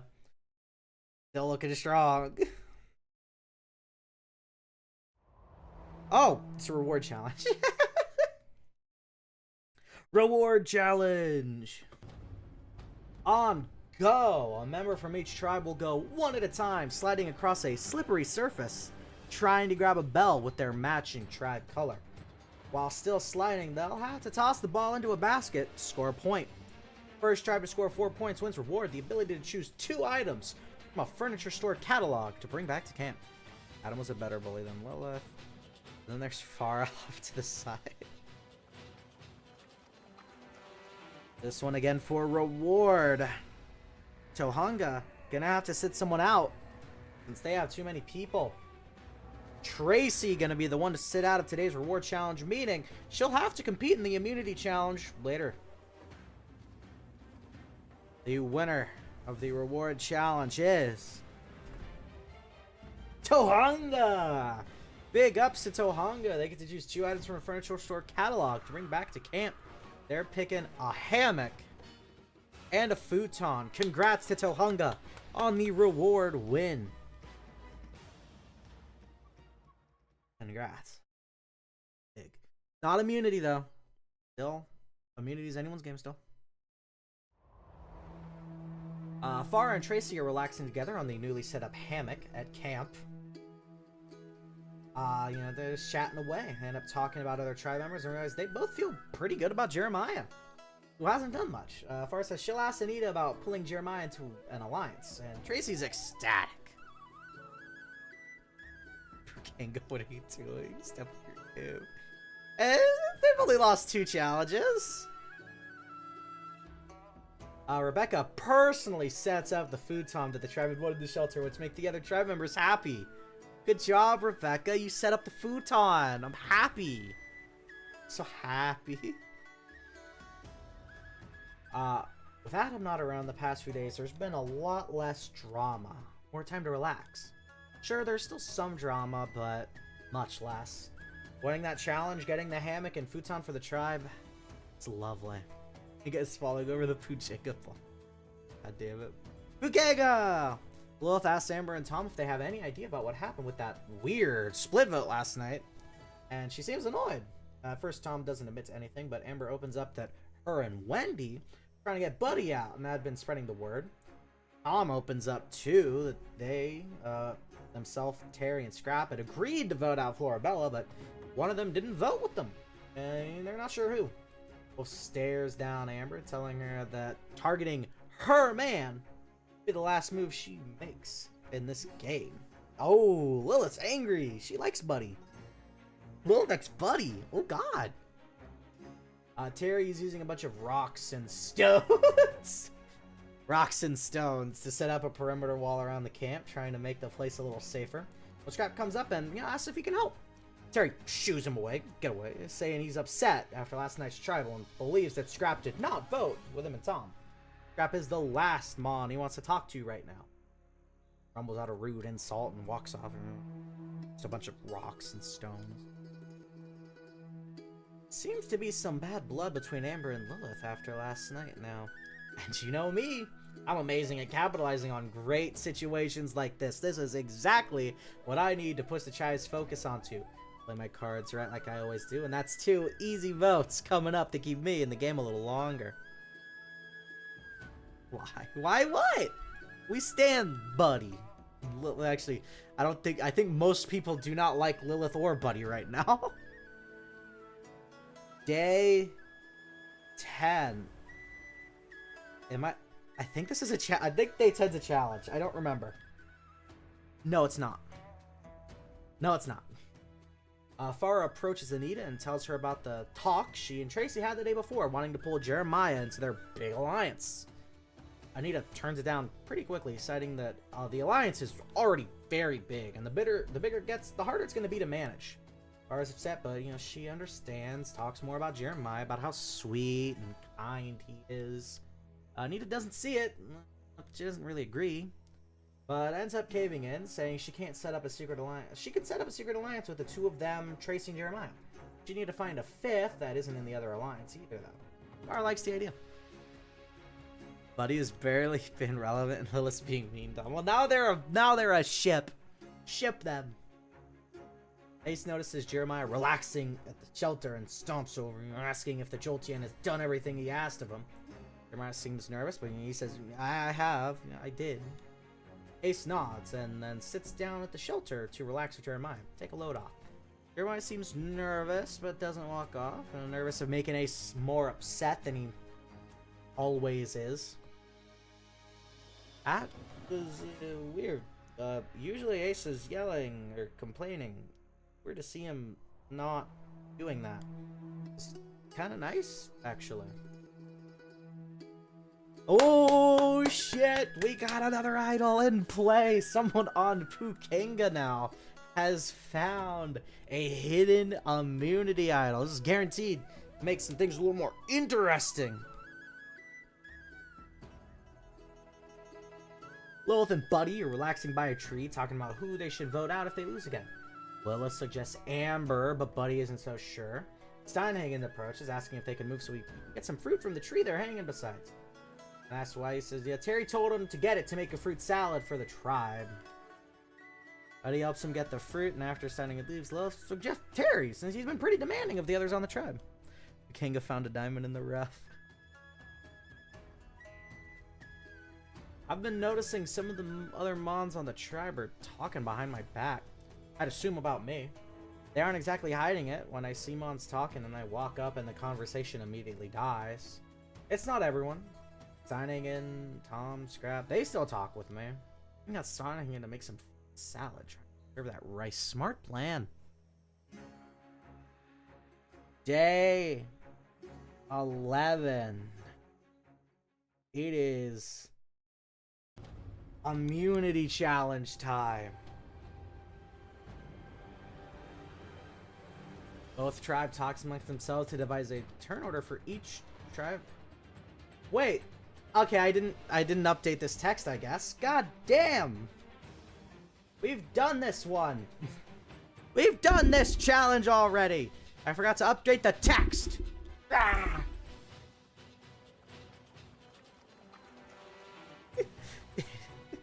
Can't believe I actually forgot. So Hunga's gonna sit out Jeremiah. We're not actually repeating the challenge. It'll be just a challengeless challenge. Yeah. One of them will win. Tohunga wins. If it's a repeat of anything, it's Tohunga winning immunity.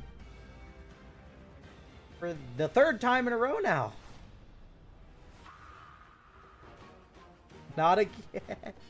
Tohunga with another big immunity win. Congrats to them. Back at Tohunga camp. Anita pulls Farah, Jeremiah, and Tracy together to make their alliance official. Once everyone agrees, Anita tells everyone they need a 5th, a weak link among that they can easily cut off if they need to. Jeremiah suggests Ace as the weak link since not many members of the tribe like him very much. Anita agrees and the group pulls Ace right in. He agrees to being in the alliance, but immediately starts acting as if he's the leader of the alliance. So that's happening. Ace finally in an alliance. After the tough challenge, Ramses uses his time to rest in the shelter and relax. He doesn't realize that he's getting some rude looks from Ace and Cyrus, who are actively doing work around camp while he rests. The people don't like it when people are relaxing. Ain't that a shame?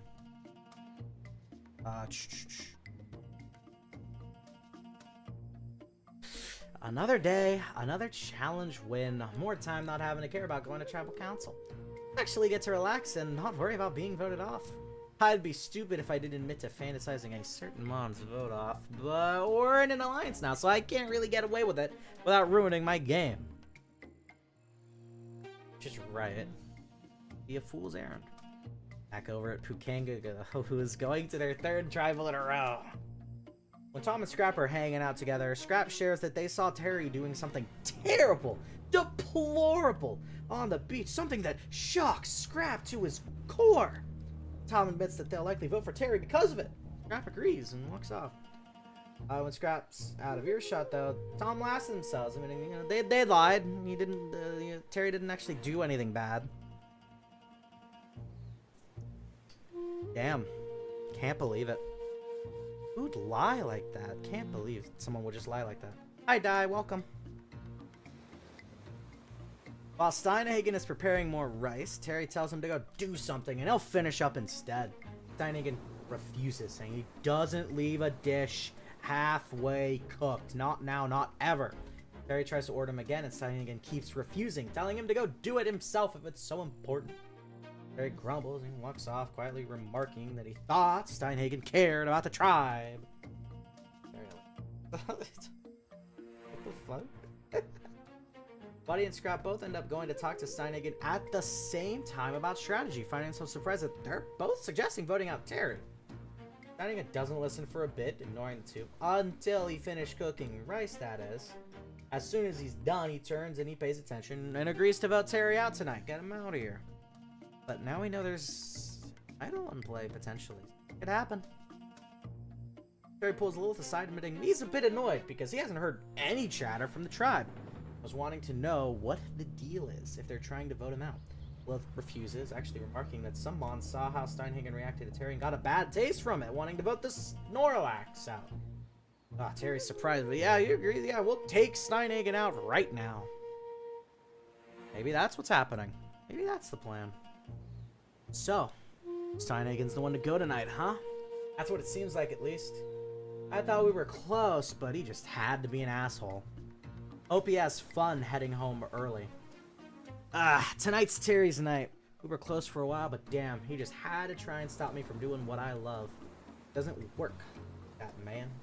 I wouldn't stop cooking if the fate of the world rested on it. Oh, Terry, God damn it. Ooh, it's tribal!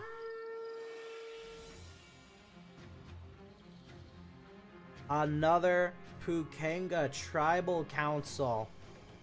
There are 8, right? 1, 2, 3. There are 8 left. After tonight, there's only going to be 7.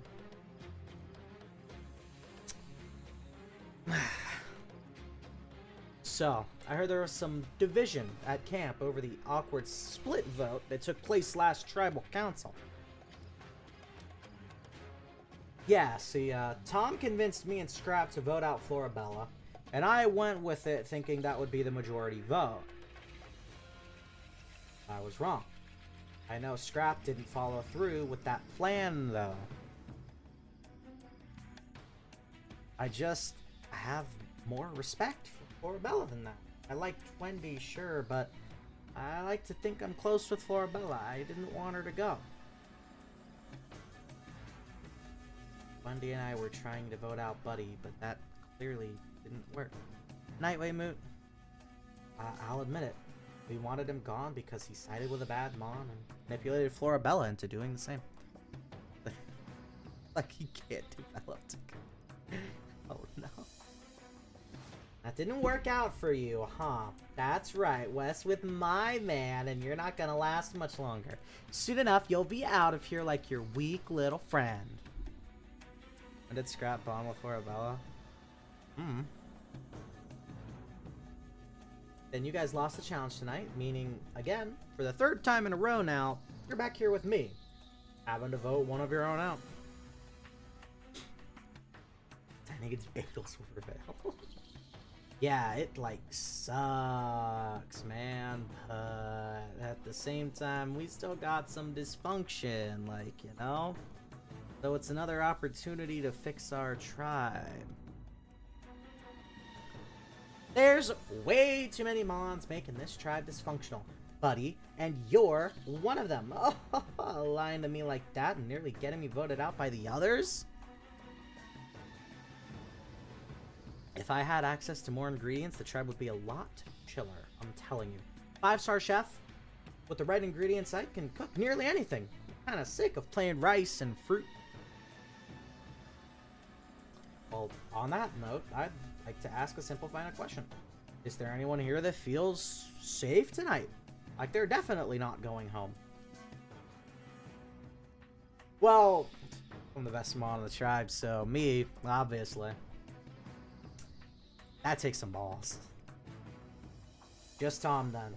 Alright, well, since you're so confident, let's jump right into it. It is time to vote. Tom, you're up first. If anybody has a hidden immunity idol and would like to play it now, would be the time to do so. Alright, once the votes are read, the decision is final. Pokemon voted out will be asked to leave the Tribal Council area immediately. I'll read the votes. First vote. Steinhagen. It's 1 vote Steinhagen. Terry. 1 vote Steinhagen, 1 vote Terry. Terry. That's 2 votes Terry, 1 vote Steinhagen. Terry. That's 3 votes Terry, 1 vote Steinhagen. Terry. That's 4 votes Terry, 1 vote Steinhagen. 4th Pokemon voted out of Pocket Survival Lugia's Reef, Terry. It's 5 votes. That's enough. You're gonna have to bring me your torch. Terry, the tribe has spoken. It's time for you to go. Unfortunate for Terry. People just could not handle his bullshit. Damn liars. I should have known Lilith would play me like that. Not a single Mon voter with me. That's downright despicable. No money for your kids. Terry, not much to say about this. Not even comedic. It was just a vote. He just got voted out. It's just that simple. Oh, new presentation. Blue. Yeah.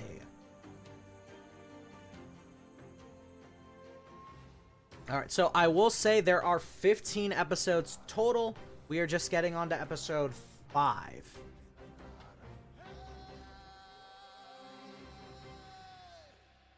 Alright, this should get, yep, there we go. Alright, episode 5. What slide are at? We've gone through There are about 850-ish total slides. I'd say so far we've done, I'm gonna say like 200-ish, somewhere around 200. So we are about 1/4 of the way through. Depending on, there's a chance we might take a break and finish at merge tomorrow. There's a chance. Finish the merge tomorrow. We have to split this into decisions. I can gladly stay longer, but for EST, I mean, I'm EST. Trying to think here. Yeah, we might split it. We'll see how we're feeling come the merge. It'll be a while still till merge starts. So we could just do pre-merge now, merge. That couldn't be too bad. All right. Let's just see how it goes for now. Day 12. The Pukenga tribe has lost another giant member of their tribe. So they continue to look relatively small. And then we jump to Tohunga, which is still massive looking. I mean, this can't be too good for Pukenga, right? I think there's a reward challenge. See if it's a reward. I was right. Reward! In a walled off arena, the 3 monsters from each tribe will play a game of fucking basketball. Just basketball. First team to score 15 points earns a victory point. Teams change to 3 other players. Mons can play a second time for their tribe if a third game required. First tribe to score 2 victory points win reward. The reward for winning this challenge will be a trip to a natural hot spring and a feast of chocolate. Gotta be worth playing for, ain't that right? Of course, Tohanga, to keep the tribe even numbered, gonna have to sit out 2 Pokemon now. They're sitting out Cyrus and Rebecca. They aren't too, you know, it's a big reward, but they're gonna sit out their people because I think they want to keep immunity strong. Wow, I drug that word out. Got round 1, Buddy, Florabella, and Lilith versus Jeremiah, Ramses, and Farah. God, I want to see Farah ball and Loki. I want to see a Venusaur play basketball. Pukenga won that one. That's 1 point Pukenga. It's the first one to 3 victory points. 2 victory points. So Pukenga's 1 away. We got Amber, Scrap, and Steinhagen taking on Anita, Eleanor, and Ace. This one could be tough. Tohanga earns the point. Score ties up 1-1 this last game, which allows repeats. We'll do it. Buddy, Scrap, and Steinhagen versus Ramses, Farah, and Eleanor. Those are some big mons playing basketball over there. And it doesn't work. Pukenga earns a point. That is 2-1. Pukenga finally wins a challenge. It's been since episode 1. To win a trip to a natural hot spring and a feast of chocolate. Beautiful, delicious. Ooh. Pukenga reward. The tribe spends their time enjoying their reward together, relaxing in the hot springs and eating chocolate. It's very relaxing. This tribe is getting neutered. Back at camp, after getting back from the reward, Lilith notices that Steinhagen smuggled chocolate bars back to camp from the reward. He demands to be given one. Steinhagen refuses, saying, you know, he's a large guy. He needs the food. But after Lilith threatens to tell everyone, Steinhagen complies and gives her 1 chocolate bar. And both mons are very annoyed with each other afterwards. Literally blackmailing someone for chocolate. Can you believe it? When Scrap is hanging out alone, Tom approaches him and asks if he'd be down to make a final 2 pack together. Scrap, surprised by the sudden suggestion, asks why, and Tom explains that they worked pretty well last vote and wants to go to the end with him, as he sees Scrap as someone that could help them get far in the game. Scrap still seems a bit confused on why he specifically was asked, but he does agree, more so to avoid an awkward situation as opposed to actually aligning with Tom. Oh, Petalise steal a chocolate bar. She's truly fallen from grace. Ah, that's so unfortunate. Florabella here. It's been a bit since we won a challenge. That reward felt great. I think it might symbolize us going on a new trajectory as a tribe. A path of winners. Oh, I can't wait. After 3 tribals in a row, it'll be simply fantastic to have a break. I'll go to Tahunga. Tracy throws a fit in the middle of camp after they lose their reward challenge. Usually known for, being adorable and cutesy and innocent, thanks to her usual act, things slip a little as she complains about being hungry. MC's tells her, yeah, just eat some rice, and Tracy complains, that isn't the same. She wants chocolate. Other tribe members notice and see to think less of Tracy because of her chocolate tantrum. Unfortunate. Cyrus demands to know what Farah sees in Tracy and why the two are so close. How anyone could be so close to a mom that can throw tantrums like that on a moment's notice. And how when she's not throwing tantrums, she's the most bland and annoying cutesy thing imaginable. Farah admits that Tracy reminds her of one of the orphans she takes care of, who was dropped off at the orphanage after being part of a rich family for years, so was particularly spoiled. That's sad. Ace. Can't believe that annoying little spitball. She's gonna complain about not getting enough chocolate despite not doing anything, even though she wasn't sat out. Damn brat wants a free ride. A chocolate needs to learn there are no free rides in life. We are on day 13, which I believe is an immunity check. It is! Another big immunity challenge. Both tribes will be on their starting mat with a large sand. Bruh! Oh no, this is different. Buried in the sand pit is 15 different puzzle pieces. The tribes must dig through the sand to recover the pieces. Once they recover all 15, they advance to a tall scaffolding-like set where 15 more pieces are scattered around to find. After all 30 pieces are found, the tribe must return to the start and use those pieces to complete a large puzzle. First tribe to finish their puzzle wins immunity. Losing tribe will go to tribal council where someone will be the 5th Pokemon voted out of the pockets rival Lugia's Reef. This kind of shit can climb on Essie's back and get over your eye. You're kind of right.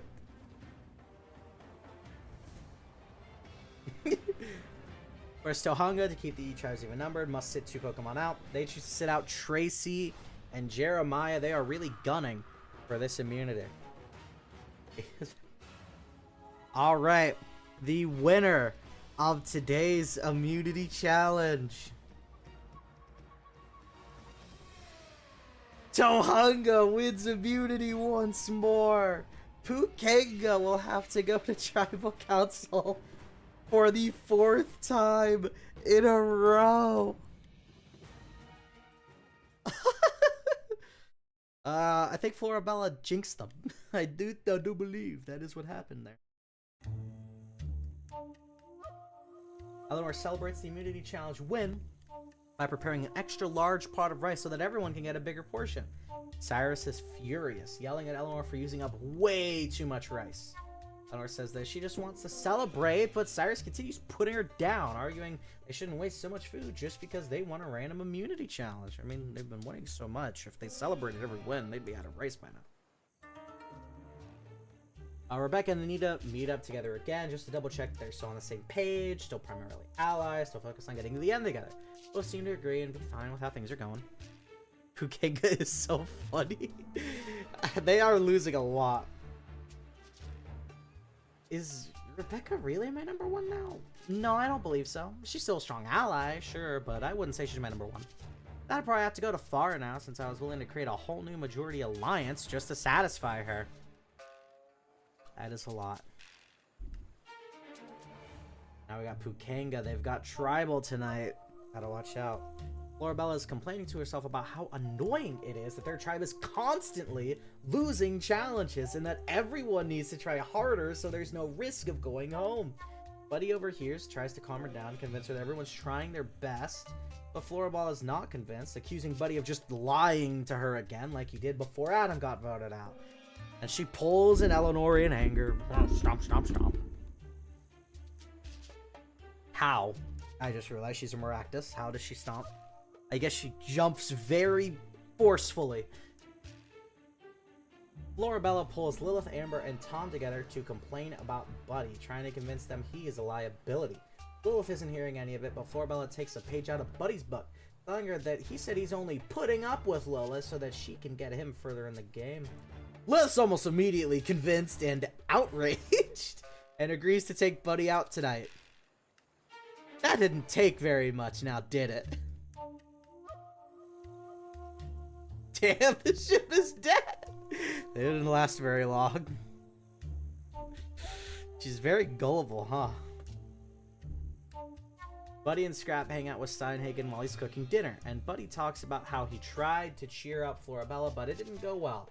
That he saw her chatting up the girls of the tribe and Tom.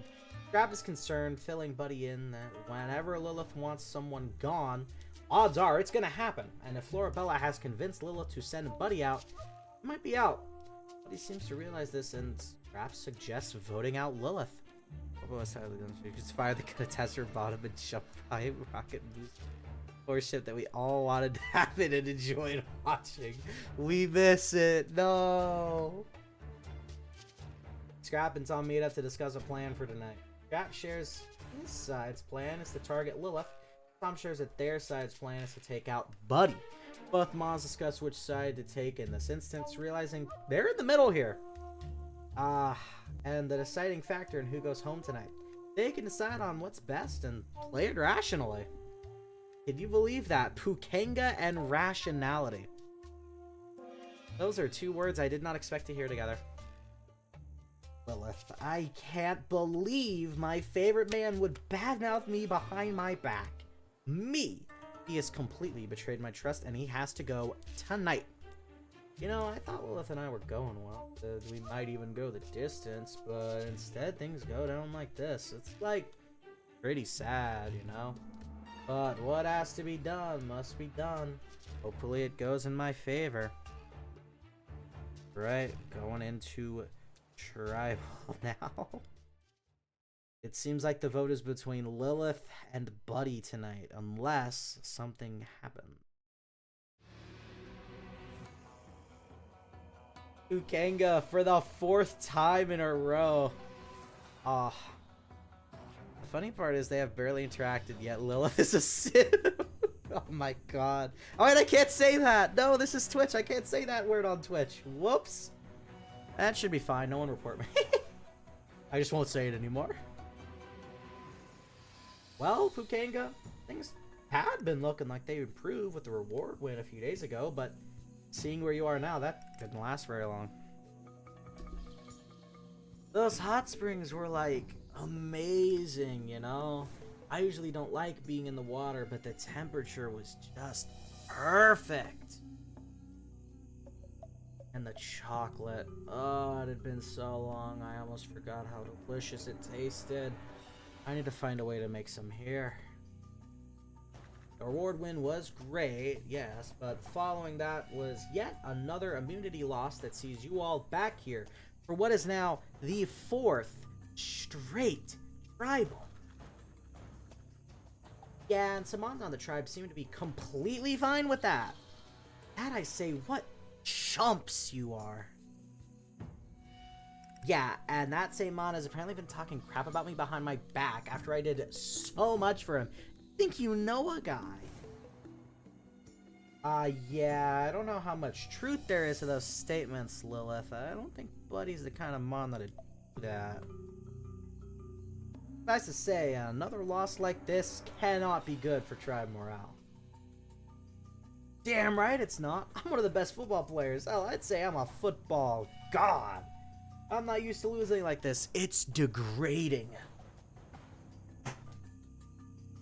Maybe a bit of an overreaction, Tom, but yeah, the tribe is not getting on very well.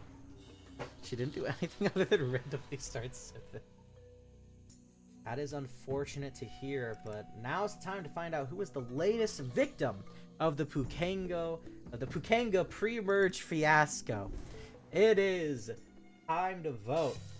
Florabella, you're up first.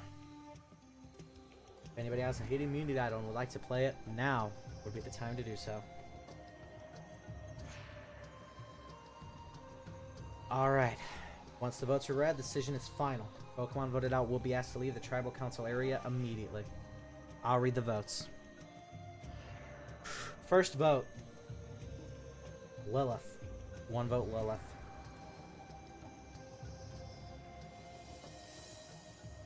Buddy. That's 1 vote Lilith, 1 vote Buddy. Lilith. That's 2 votes Lilith, 1 vote Buddy. Lilith. That's 3 votes Lilith, 1 vote Buddy.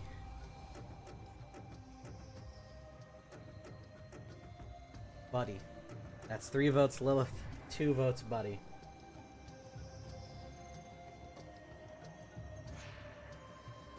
Buddy. We're tied. 3 votes Lilith, 3 votes Buddy.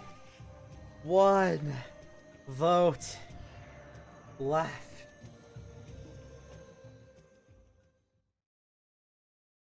Fifth Pokemon voted out of Pocket's rival Lugia. Lilith. You're gonna have to bring me your torch. Lilith. The tribe is spoken. Get the fuck out of here. It's time for you to go. Lilith got blindsided. Crackers go great with chocolate. I cannot believe this. I put my trust into my favorite gals and Tom, the majority. And what happens? Here I am, sitting on loser stump, talking about how I lost. It's shameful. By the looks of it, Scrap and Tom decided to vote for Lilith tonight. Not Lilith, she was my favorite to make fun of. Don't worry, there'll be more people to make fun of. There always are. There's always gotta be a new favorite to make fun of. Don't worry about it. She can go sim for Adam now.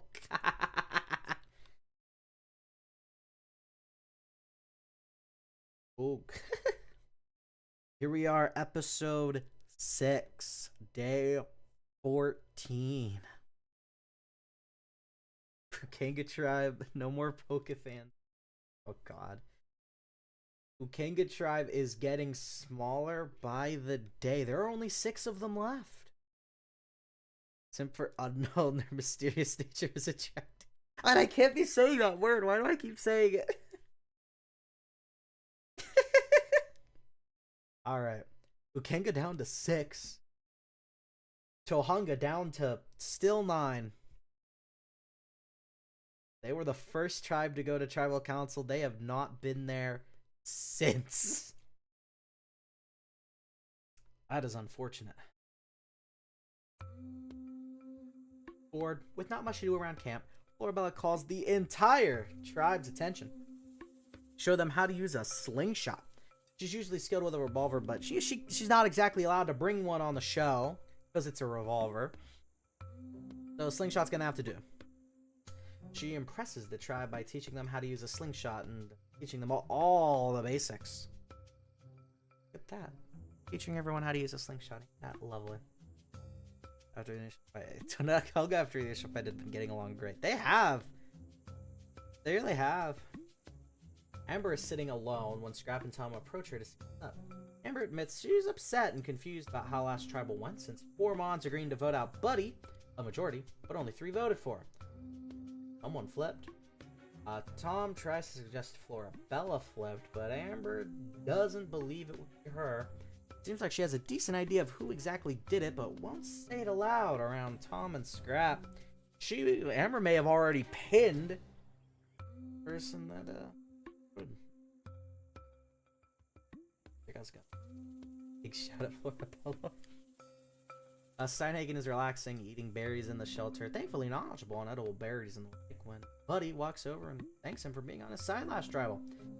Steinhagen appreciates the thanks, admitting he sees Buddy as a friend, not to mention Lilith was very toxic and didn't really belong on the tribe. Buddy, I thought what Lilith and I might have been, like, special, you know? Guess that's what happens when you think everything's going well on a show like this. You gotta stay on your toes, right? I think Amber might be on to me. I mean, logically speaking, I'm the only option.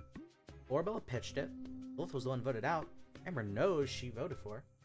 If she doesn't know I'm the one that flipped, she's one of the stupidest mons here. Pretty true. Did not figure that out. It's kind of obvious. Ramses is fortifying the shelter on his own when Eleanor comes over and asks if he likes to. Oh! He says he doesn't, but Eleanor tries to insist, leading Ramses to state that he prefers working alone and that others just get in the way. So, could she please just stop bothering him? Walks off annoyed, and Jeremiah witnessed the whole thing, thinking less of Ramses afterwards. The buddy little ship will never stop being funny with how bad and dumb it is. We stan. We love them. Becca and Tracy are chatting together and having a good time, trying to find things in common. They ask about ice cream flavors and find they both love Rocky Road ice cream. It's both their favorites. They're thrilled at the revelation and go on talking more about Rocky Road ice cream. We fucking stan Rocky Road ice cream, guys. Oh, Friday walked up instead of stopping. Oh, God. Goddamn, you're right.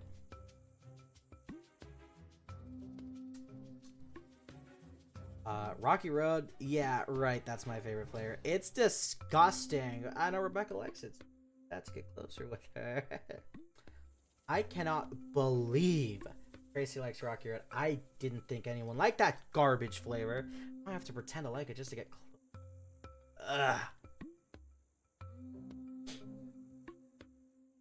Yeah. The things you do to make friends, huh? Stand. Day 15.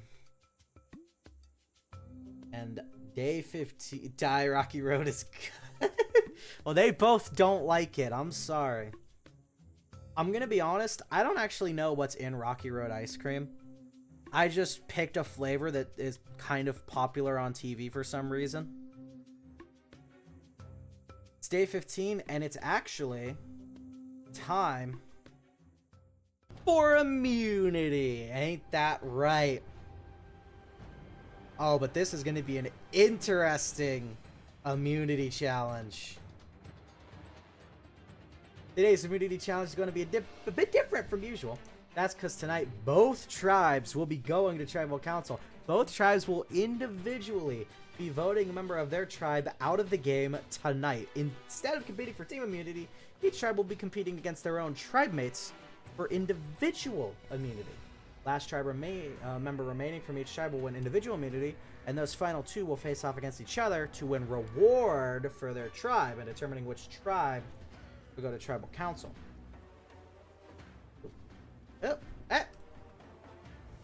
For the immunity portion of today's challenge, we've set up individual rope obstacle courses that each player will be going through.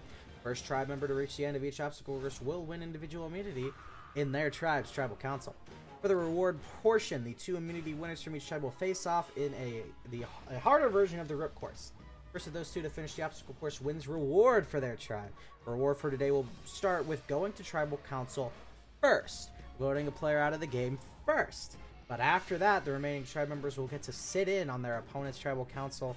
They get to enjoy a feast of meat and soft drinks while watching the other tribe's tribal council, getting insight on what the other tribes got going on.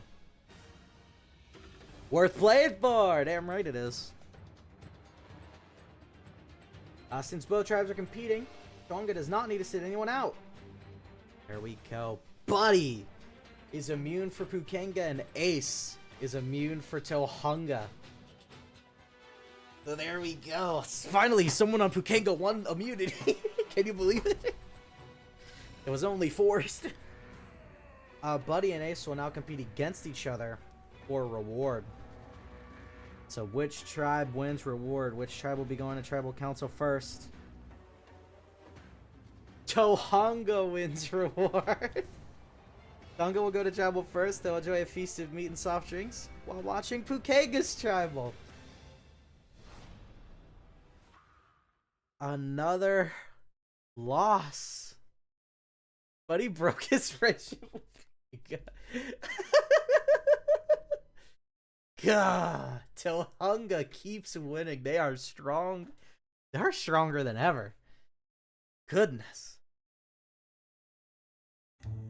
Both tribes have tribal tonight. We're gonna get to Tohunga's first. So first, let's do the events for Tohunga. We'll do the events for Pekinga, then we'll start with the tribals. Back to back. Ramses pulls Anita and Rebecca aside, saying he's seen that they're pretty smart and wants to work with them to get someone out tonight at tribal. When Rebecca asks who, Ramses says he wants Jeremiah out because he's not pulling his weight around camp or in challenges. Rebecca seems all for it, but Anita not so much. She agrees, but with a bit of reluctance. Not all for getting Jeremiah out tonight. The alliance of Anita, Rebecca, Cyrus, Eleanor, Farah, and Tracy meet up together. Rebecca proposes taking out Jeremiah, and while the others agree, Farah and Tracy are reluctant. Anita instead pitches Ramses, because while Jeremiah might be weak, he doesn't think he'll flip. He'll be a number come the merge. But Ramses might be willing to flip on them. The group struggles to agree between the two. He not able to pick. The alliance of Anita, Ace, Farah, Jeremiah, and Tracy afterwards meet up. And Anita fills Jeremiah in that he's a target tonight, but that she's trying to flip the vote onto Ramses. Jeremiah's surprised. Less that he's a target and more that Anita would try this hard to keep him in. Thanks for trying.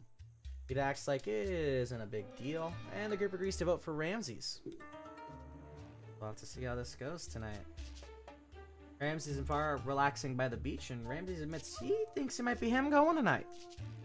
Farah gets nervous hearing that, asking why he'd think that, and Ramses admits, no one really's talking to him. But he sees everyone else grouping up. It's kind of a telltale sign he's probably a target tonight. Farah just apologizes. This might be my last time here at camp. No one's even trying to chat with me about what to do tonight. The conversation I had was when I insisted on speaking with Rebecca and Anita. This could be it for me. Just hoping my plan worked. If it didn't, low number in Jeremiah is gone. If it did, Ramses is gone. Do I think it actually flip on merge? Probably. I'm just getting used to Jeremiah as always. Starting to grow on me, and I don't want to see him go just yet. I wonder what that's all about. I'm gonna go back over to Pekinga. Florabella laughs about how funny it was seeing Steinhagen trying to compete in the immunity challenge. Goes on for a while joking and laughing about it, even though Steinhagen is clearly annoyed. Steinhagen pulls Buddy and Scrap together, suggesting they take Florabella out tonight. Buddy's all for it, since he's been having problems with Florabella for a while now, and Scrap also seems to agree. So it seems like Florabella is getting targeted, at least. Scrap and Tom together. Scrap fills Tom in on the guy's plan to take out Florabella. Tom's not sure if that's a good plan, though, telling Scrap they'll see what the other side says and talk to him later on what they should do for sure. Florabella's going off better than Lilith as always. Tom, Amber, and Florabella talk game while relaxing by the shore. Florabella suggests taking Steinhagen out tonight, which Amber seems to disagree with. He does most of the tribe's cooking and is very important in the camp and challenge dynamic. Florabella laughs that off. He only cooks so he could get a bigger portion of food for himself. They get tons more food with him gone. I mean, there has to be like some level of truth to that, right? He's a Snorlax. There's got to be some level of truth to that statement. Two options tonight, it seems. The tribe morale generator in Florabella. The tribe's hardest worker in Steinhagen. Weird stalemate, and I prefer the guys just target Amber for once, so Scrap and I'd have an easy decision. Florabella has been starting to get on my nerves lately. She's been rude to me, making jokes about me, and generally being a nuisance to myself and Buddy. She should be the one to go out tonight. Well, we will have to see just how it goes, because next it's time for Tribal Council. Okay, yeah, he's not in the stream to talk, so the stream's still going. All right, we are here, Tribal Council. starting with Tohunga's tribal. The poor girl cries to sleep out of jealousy. His cooking skills, dang.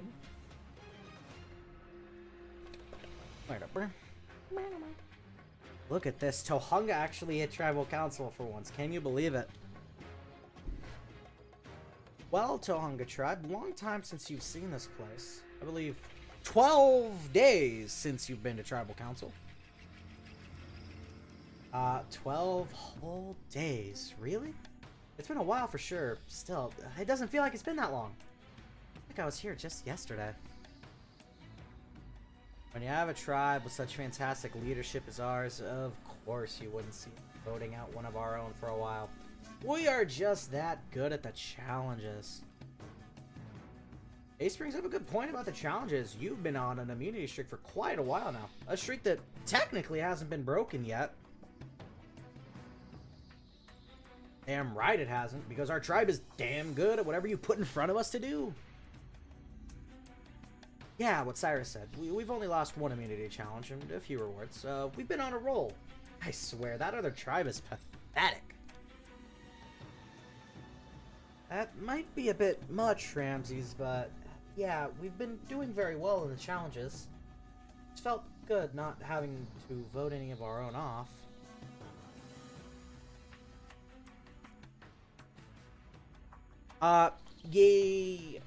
Yeah, because I'm looking at the Discord chat dice, so you don't gotta worry too much. We're only here because of the twist, too. Otherwise, we'd still be 9 strong tomorrow. That's right. The twist announced earlier today where both tribes would be going to tribal. How'd that make you guys feel? I got scared because I didn't want to lose any of my friends. To be honest, I felt relieved, if anything. It's upsetting to have to vote one of our own off, but I'm not lying when I say we've had some problem tribe members that this could help weed out. This is the sort of release I've been looking for a while now. Come on, we've been strategizing for 2 whole weeks on who goes next. Plans change constantly. Finally, something actually happens. Damn, I'm speaking loud. Well, Rebecca, you certainly sound excited. So let's get straight to it then. Since Ace has immunity, he cannot receive votes. It is time to vote. Cyrus, you're up first. If anybody has a hidden immunity item and would like to play it now, would be the time to do so. Alright. Once the votes are read, decision is final. Pokemon voted out will be asked to leave the tribal council area immediately. I'll read the votes. First vote. Jeremiah. That's 1 vote, Jeremiah.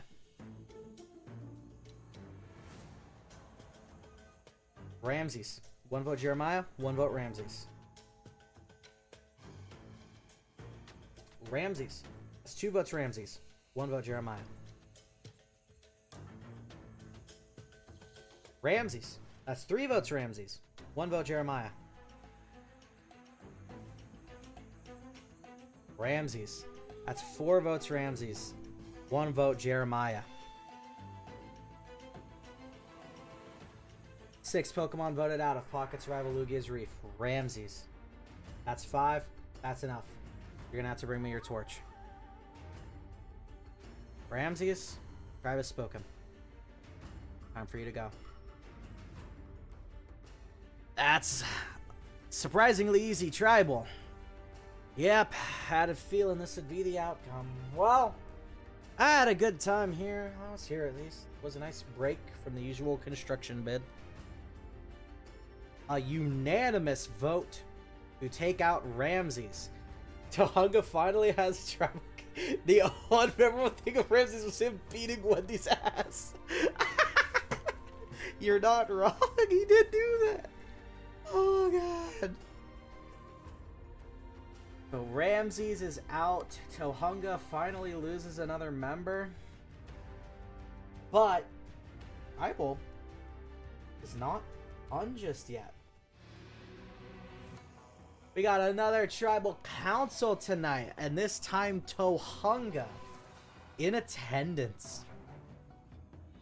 Look at that. 6 of them, man. It's about to turn to 5. Gulp. Well, Bukenga, as you can see, Tohunga is here to watch tribal counts of the night after winning reward earlier. They are slopping down on some burgers and dogs and drinking some delicious Pepsi or Coke. Either one. Maybe others. And they have all that delicious food too. Oh, food I've been eating for weeks. Calm down, big man. You'll be fine. You guys have been on an immunity losing streak for quite a while, and Tohunga is the tribe directly benefiting from that. Only just having to vote out a 2nd member tonight. You are voting out a 5th. Trying our best, but they're just the better tribe right now. Not much can be done, but trying to improve and get better. I still don't think we're all trying hard enough, actually. I think some of us are content with letting this go on and on, losing every challenge. Whether that is true or not, I know all the losing must be impacting tribe morale. Would that be correct? You're asking if things are depressing, back at camp. I'm sure you already know the answer. Damn, that's sad. At least us losing isn't why we're here tonight, since both tribes are voting someone out anyway, so I guess that's a little bit of relief. That's a pretty positive way to look at it, Amber, and you are right. Both tribes are voting someone out. It's your turn. Buddy has immunity tonight, so he is safe. It is time to vote Scrap. You're up first. If anybody has a hidden immunity idol and would like to play it, now would be the time to do so.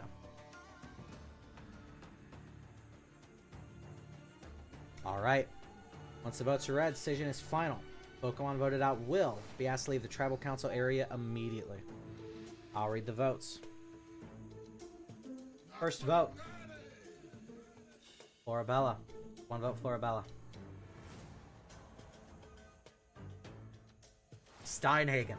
1 vote Florabella. 1 vote Steinhagen. Florabella. That's 2 votes Florabella. 1 vote Steinhagen. Steinhagen. 2 votes Florabella. 2 votes Steinhagen. 2 votes left. Steinhagen. That's 3 votes Steinhagen. 2 votes Florabella. 1 vote left.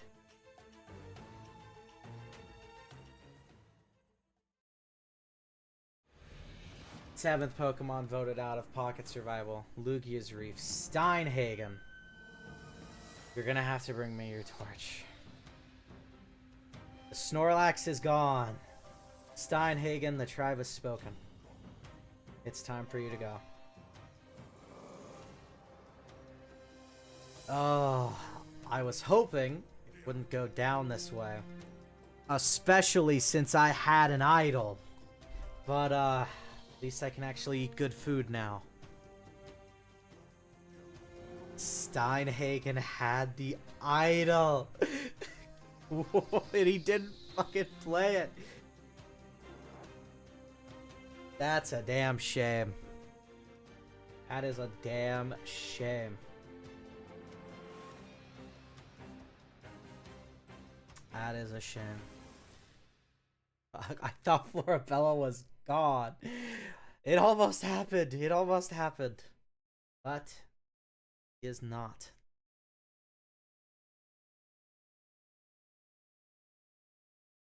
Alright. God, these fucking pictures. Steinhagen knowing was one of my favorites too. If only he'd played his idol, it could have been that easy. Never made anything. What do you mean he made so much, right? He made a delicious fruit salad. Episode 7. Remember, there are 15, so we're getting around the halfway point. No character development. There was not much. Not better. He's already a 5-star chef. He can't make anything better. Day 16. We're getting far in there.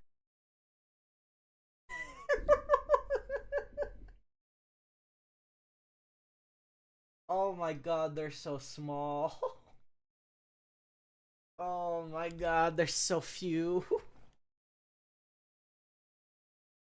There's 5 of them left. And then you go to Tohunga. Ugh. Actually, they did lose one of their bigger people.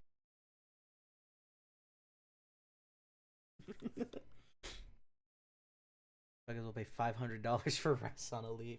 Right. Tiny itty bitty tribe. Little baby tribe. Ain't that right? Oof.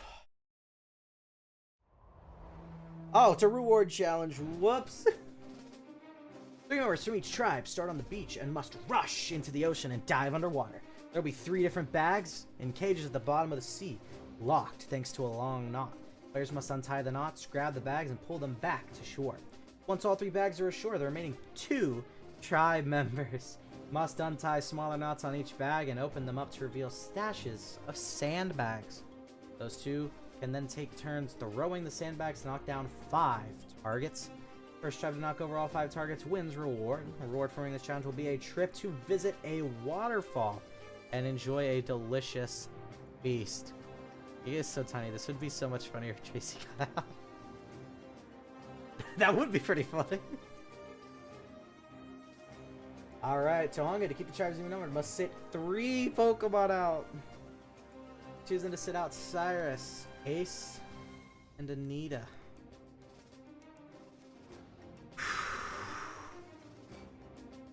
Tohunga wins reward. Hey, Red. Scrap could be on the team, on the part of the team that's not in the water. There's a part of the team that doesn't go in the water. It doesn't matter. Tohunga won. He gets to visit a beautiful waterfall and enjoy a delicious feast that Pukenga does not get to enjoy. Tohunga's reward. While Tohunga is on the reward, Cyrus shares that him and his friends in Team Galactic often had eating contests whenever they could scrounge up just a fraction of this much food. Jeremiah seems to find the story fun and challenges Cyrus to an eating contest right by the waterfall. Cyrus jokes that he beats his larger friends at this sort of thing all the time, and that beating Jeremiah would be no joke, but he'll humor him. The rest of the time watches as, shockingly, Jeremiah out-eats Cyrus and wins the contest. The rest of the tribe is impressed by Jeremiah's eating abilities. Beautiful. After the reward, Eleanor and Rebecca are relaxing at camp when Eleanor points out that Rebecca is around the age to think about settling down and having children. Rebecca reacts negatively to this, and Eleanor apologizes for pushing it on her thing. It's her choice. She shouldn't have been pushing it in the first place. Yeah. Jeremiah and Farah are relaxing by the beach chatting when game talk inevitably comes up. Rather than talking strategy or anything, Farah opens up that Jeremiah is one of the only 2 moms on this tribe she really trusts. Jeremiah is surprised, and Farah continues explaining that her interaction with Jeremiah have felt real and pure, that he isn't hiding himself. She also trusts Tracy, who reminds her of one of the kids she takes care of at the orphanage. Aww. The way Eleanor brought up kids to me, that's the same way my asshole of a dad does too. It drives me crazy. It doesn't mean a lot that she thought I didn't like it and apologize. My dad would have kept pushing and pushing until we had a screaming match.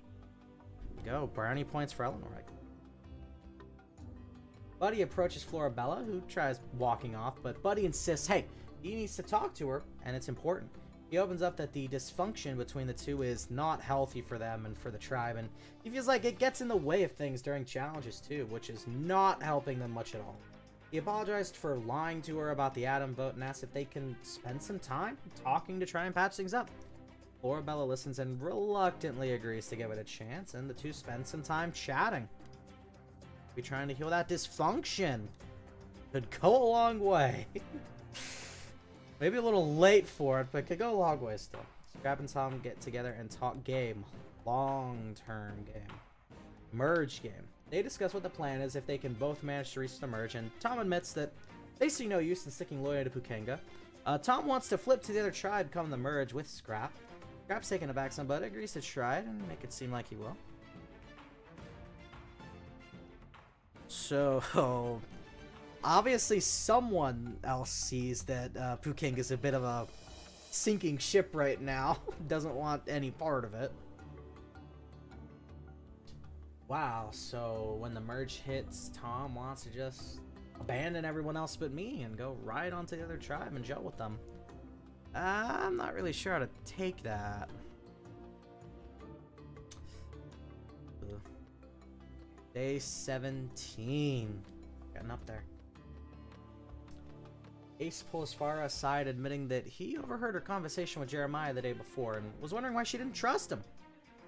Farah seems nervous and tries to defuse, but when pressed further, she admits that she just hadn't had enough time to get to know him yet. Ace is insulted, bringing up that they both work with kids, so what's the issue? Farah apologizes and Ace stalks off, remarking that she'll regret not trusting him. That can't be good. Tom is in the right for not flopping. Oh, goodness. Ace gathers the entire tribe together in the middle of camp and suddenly exposes his alliance. Himself, Anita, Farah, Jeremiah, and Tracy all working together, a majority of the vote, to stay in the game until Final 5. It's been about a week since he had been brought in, so he wasn't even involved in the initial creation of the alliance. Keep that in mind, but he's gotten tired of how toxic the alliance is. The other months involved in the alliance seem surprised at the sudden blow up.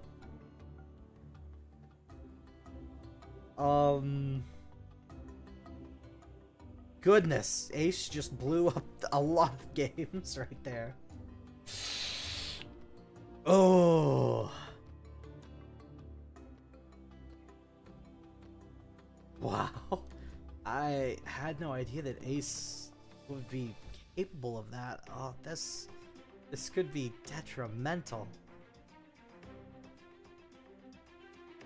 Oh, goodness. Idol found. Someone else found a hidden immunity idol. There are only 5 options as to who it could be now. That narrows it down quite a lot.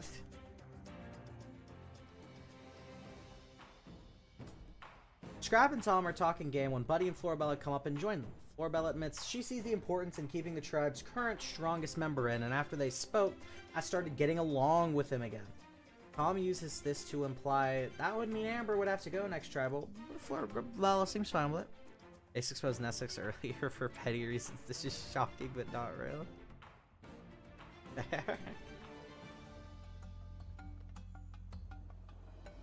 Florabella and I have been hanging out. I think you mean Cyrus. I think Plum means Cyrus, sorry.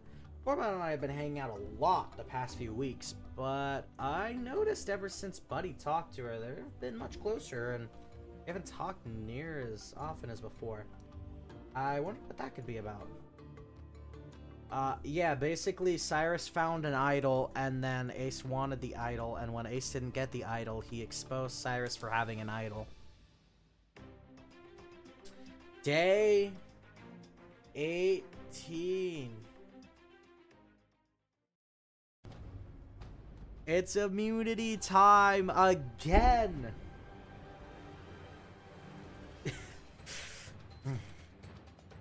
Prograt must have gotten the name. Alright, both tribes will start on their starting mats with a large sand pit in front of them. Buried in the sand is 15 different puzzle pieces. The tribe must dig through the sand to recover the pieces. Once they recover all 15, they advance to a tall scaffolding-like set where 15 more pieces are scattered around to find. After all 30 pieces are found, the tribes must return to the start and use those pieces to complete a large puzzle. First tribe to finish their puzzle wins immunity. Losing tribe will go to tribal council where someone will be the 8th Pokemon voted out of Pocket Survival, Lugia's Reef. This is a petty dick. Damn right he is. Oh, goodness. We are on number 8.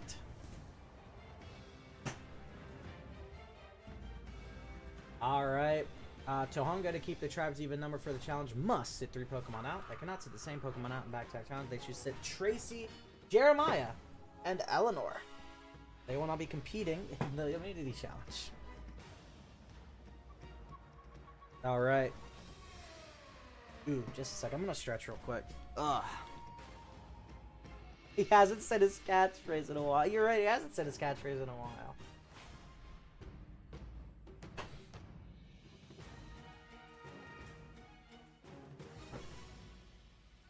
Alright, who wins immunity? Oh my god, Tohanga won immunity! Hey, God, okay, have to go to tribal and vote someone off their tribe. I did make Tracy bigger for the for the sitting out parts.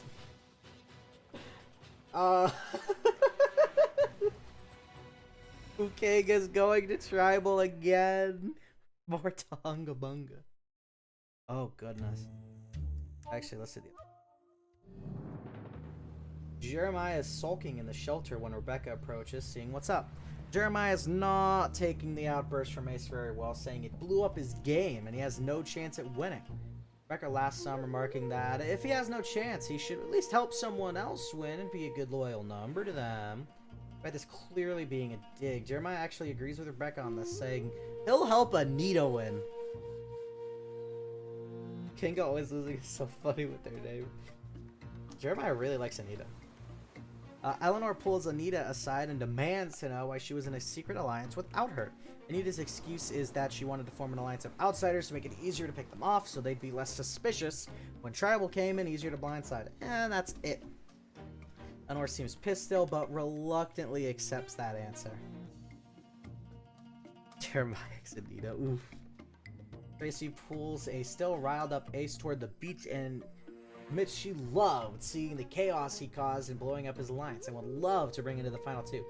Ace is a bit caught off guard as Tracy isn't talking like her usual cutesy self, and when he asks, she admits it's just an act, but it's not like it matters because she is his only chance of making it further in the game. Realizing this is his one and only chance, Ace agrees to being a number for Tracy. Ace is being fucking blackmailed now. That's one less mod I don't have to worry about hiding myself around. Why share this with Ace? Well, if he makes it to the jury, he'll see me as the only mon willing to give him a second chance. First mon that revealed my true self to him. Get him to merge, and he's one vote toward me guaranteed. So, like, she's playing jury management already. Back at Pukenga. Amber approaches Florabella at the watering hole and asks what the idea for tonight is, pointing out that for the past few days they haven't been talking all that much. Florabella laughs it off, insisting that Amber doesn't know what she's talking about. Tells her that Buddy is out tonight, easy. Amber goes along with it, although seems suspicious of Florabella still. Getting a free ride, god damn it. Buddy and Scrap are chilling by the beach when Scrap suggests that maybe they should vote someone other than Amber out tonight. Buddy's confused, saying there's no reason to vote Florabella out. Scrap corrects him by suggesting Tom. Buddy's surprised and asks why, but Scrap just remarks that he's been thinking about it the past few days now. Scrap's throwing Tom's name out there. Yo, respect Master Jeremiah. Tonight is an easy vote. It really doesn't get much simpler than this. 4 votes on to Amber. He's gone. One other mon receives a vote. Doesn't matter who. After this, it has to be the merge. Right in with 2 more easy votes, Buddy and Florabella. By that point, Scrap and I have had enough time to bleed our way into Tohonga's tribe dynamic. We slip our way to the end. I win as the clear leader of the duo. I don't know why, but I have a bad feeling about tonight. Bella and I usually talk so much more. Today it was pretty quiet. Almost like the vote was obvious.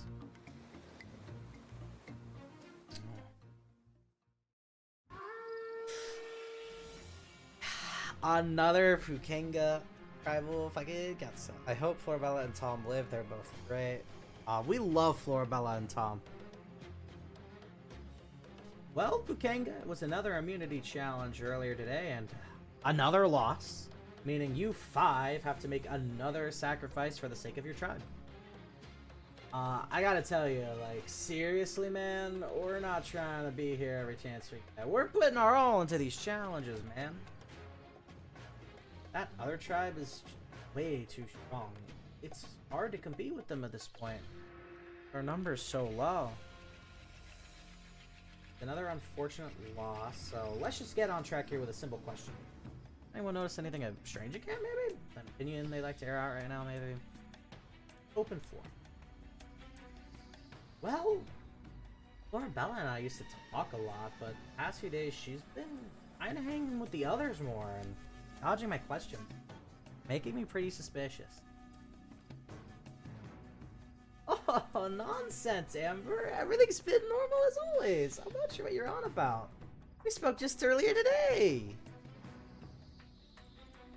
Yeah, and the fact that you're insinuating something's amiss is pretty rude, so I say let's just get to the vote before you hurt Florabella's feelings anymore. Well, if the tribes insists, it is time to vote. Tom, you're up first. If anybody has a hidden immunity title and would like to play it now, would be the time to do so.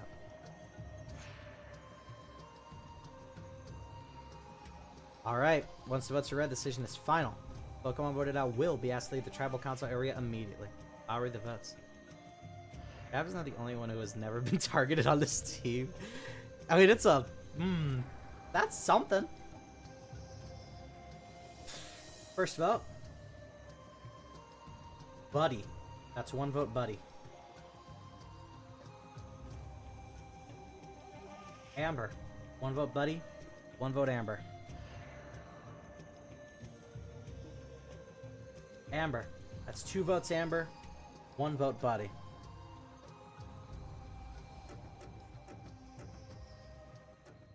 Eighth Pokemon voted out. A Pocket Survival Lugia's Wreath. Amber. That's 3 votes. That's enough. You're gonna have to bring me your torch. Unfortunately, that is Amber gone. Surprisingly easy vote. Amber, the tribe has spoken.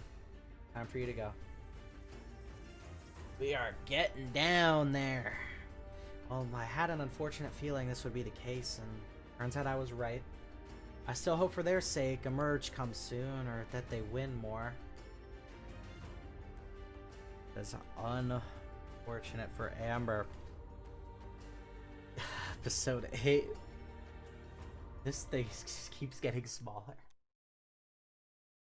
In height too.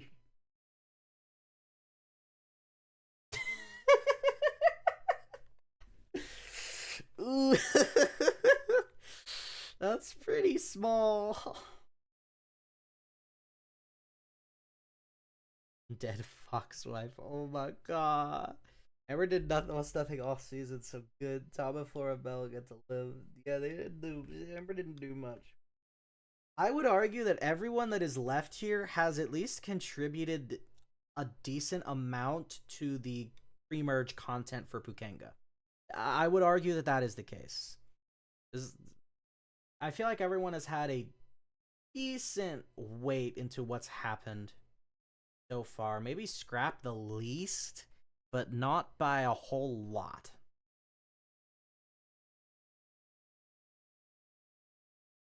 And then we got Tohunga. Ooh, Tohunga killing it. They're so tiny now. Soon they'll be smaller than Tracy. Oh, soon they will be. Like Pukenga. Honestly, I did not expect the poop Kanga joke or poo Kanga. I thought people were gonna joke off of the spelling of it. I thought people were gonna say Pukanga. I did not expect Pukanga. That's funny, which is funny because Pukanga is just, yeah, that's off of the pronunciation. That's funny. Pukanga. Did you not notice? I thought that was gonna be the joke, honestly. Well, I mean, Tom said it has to be merge, right? I mean, it's gotta be time for the merge. Ain't that the truth? It's time for a fucking reward challenge. This reward is a game of bowling. Both tribes will select one representative per game. That representative is given 2 rolls to knock down as many pins as possible. Player that knocks down the most pins wins a point for their tribe. First tribe to reach 3 points wins reward. Reward for winning this challenge will be a feast of pizza, garlic bread, and wings. Packet Camp. Ah, that's worth playing for.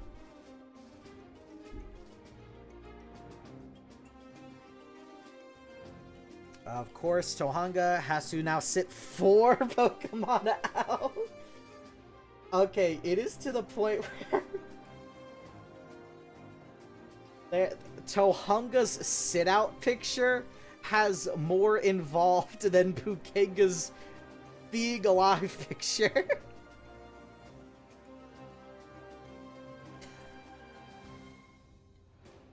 Round 1 in bowling, Scrap versus Jeremiah. The tribe lives up to their names. Let's see them lose again. Well, this is just a reward challenge. Pukenga wins first game of bowling there. That was 1 point for Pukenga. They got Tom versus Tracy. Pukenga earns another point. The Magikarp can bowl. Look at that, guys. The Magikarp can bowl. That's 2-0. Pukenga's up in the lead right now. Florabella versus Eleanor. On a Tom pull. Tohanga earns a point there. Oh no, is it happening? Pukenga's in the lead 2-1. Round 4, Buddy versus Ace. Okay, well maybe they're fun.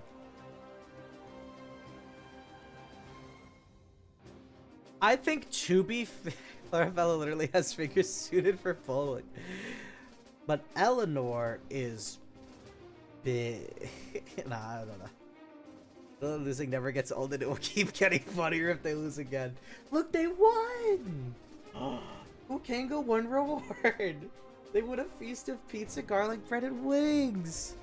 Massive.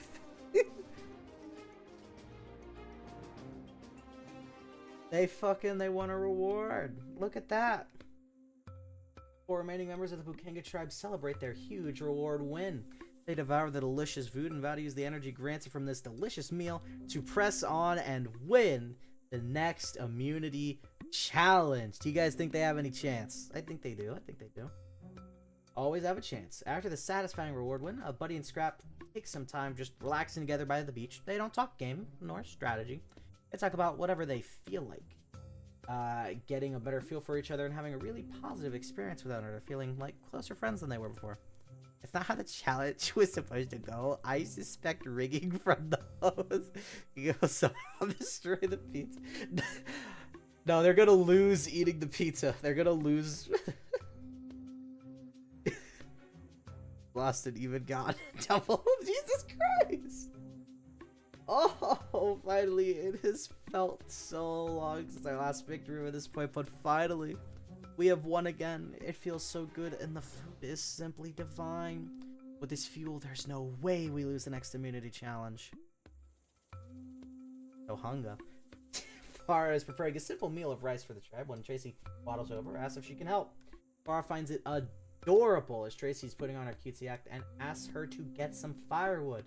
Tracy comes back a little while later with some small twigs and branches, and Farah fucking squeals at how adorable that shit is. Oh my god, that shit's so adorable. Cyrus pulls Anita and Jera. That's not Anita. That's Eleanor. Okay, Cyrus pulls Eleanor and Jeremiah together and immediately starts talking crap about Anita. About how she's in control of the tribe and is clearly more strategic than originally anticipated. What with the whole secret alliance blow up before. He wants to take Anita down. He wants their help. Jeremiah's conflicted, but that doesn't seem to matter as Eleanor is completely against it. As she doesn't want to work with Jeremiah, convinced that he hates her. Hate me. Tracy pulls Ace aside and demands to know if he has any ideas on a potential third mod to bring into this duel between. Ace doesn't. Tracy scolds him for being stupid. Ace nearly shouts back at her, but Tracy stops him by reminding him of all the bridges he's burned and how she's the only one willing to hear him out right now. Ace grumbles but apologizes. Tracy ignores the apology and she'll find a third mon herself. Jeremiah's conflicted, but that doesn't matter as they will not be coming up for elimination the rest of the... Imagine they don't eliminate anyone else in the pre-bridge. We lost the reward challenge order, which sure is a bit of a bummer. But what I've noticed is no one on the tribe seems to care. Like, we already know we're winning immunity anyway, so it's just like, why even care that we lost the reward? It's basically acted like nothing happened. Yay. Trap and Tong come together to discuss who the better mon to take out would be if they lose and go back to Tribal Council. After some discussion, Florabella seems to be the one on the chopping block. Buddy and Florabella are chatting away in camp, relaxing, when Buddy makes a joking comment that ends up offending Florabella.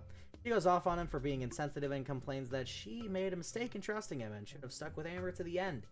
Buddy and Florabella are at odds again. They got one vote out of it. They got a vote out of their friendship, at least. One. Just one.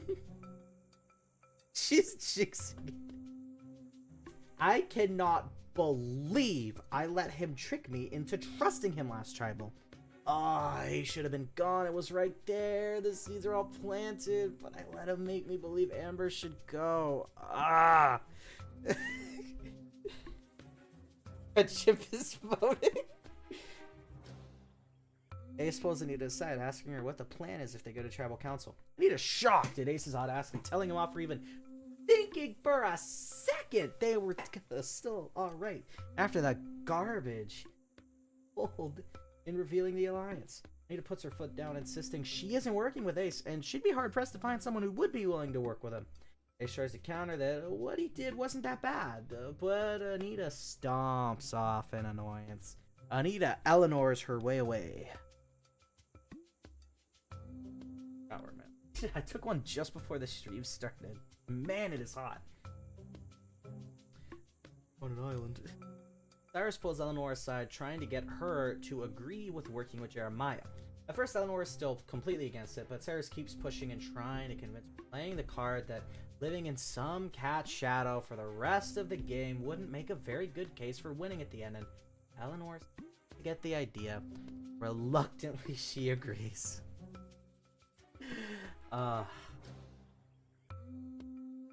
Rebecca is getting some water from the watering hole when Jeremiah approaches. Rebecca makes a snide comment about if he's done anything to help Anita win, like he said he would. Jeremiah seems a bit embarrassed, but says he hasn't been able to think of ways to do that. Rebecca jokes about him being useless and helps him brainstorm ideas. That sounds about right. I saw Ace earlier trying to act all buddy with Anita. It was hilarious. Who really thinks anyone but me would be willing to work with him at this point? A foolish mistake, and now I have him in my pocket and mine alone. I didn't know Ace could fit in your pocket, Trace. 8:21. We are finally at another immunity challenge. Whoa.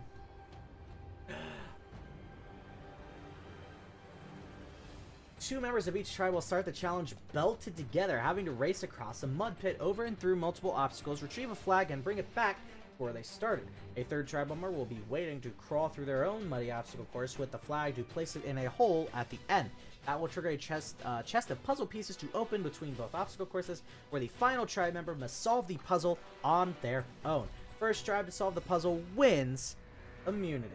Losing tribe will go to Tribal Council, where someone will be the 9th Pokemon voted out of Pocket Survival. Boogie is free. Deeply somehow. God damn it. Alright, Tohonga, to keep the tribes even number for the challenge, must sit 4 Pokemon out. Since they only have 4 Pokemon that they physically can sit out, Ace, Tracy, Jeremiah, and Eleanor must sit out by default. It is to the point where they have to sit half of their tribe out to be able to compete with Pukanga. Alright. Final bets. Who's winning? 5, 4, 3, 2, 1.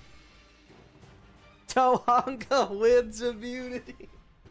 Pukanga wants to go to Tribal Council, but someone off of their tribe and out of the game. Again.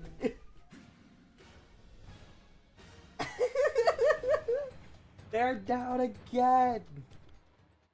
Oh my goodness. Fukega's going out again. Back at Tohanga's camp, though, Anita pulls Cyrus aside, admitting to him that she's heard he was throwing rumors around about her around the tribe.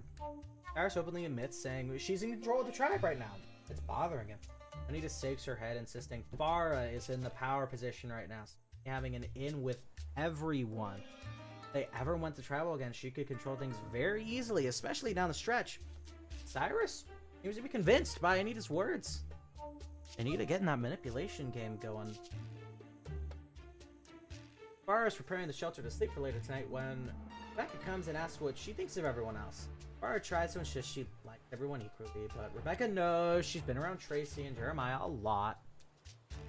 Farah tries to insist otherwise, a bit worried something like the Ace situation may happen again. Rebecca laughs it off, suggesting Farah tread carefully from now on, and that she knows what game the Venusaur is playing. That can't be good. Tracy pulls Ace and Eleanor to the side, and Tracy opens up about her act to Eleanor, demands that the three of them make a final three. She insists she shows the mons she believes are the most on the outs with the tribe and needing of a hand to guide them. That she be the one to do so. Eleanor almost seems happy about the reveal from Tracy, accepting the deal without a second thought, which weirds Ace out a bit. And even he felt a little weird about Tracy opening up that her cutesy stuff was an act. Eleanor just seemed to buy it. But cool. Fucking let's send it. Farah came to talk to me earlier about a problem she was having with Rebecca of all moms too. Seemed hurt about what Rebecca told her, but she wouldn't go into detail. I just hope it wasn't anything personal, but Rebecca doesn't give off very nice vibes. Everyone's just shouting Fukenga in the fucking distance. Fukenga! They have tribal again. Not long after the challenge, Buddy and Scrap come together. Scrap remarks that tonight is the night and that Tom is going out. Buddy agrees, on the same page. Tom and Florabella come together, and Florabella tells Tom that she wants Buddy out tonight. Tom is all for it, seeing as the perfect Mon to take out in this instance, so themselves, Scrap, and Florabella can hopefully make the merge if it comes after tonight. I agree and shake on it.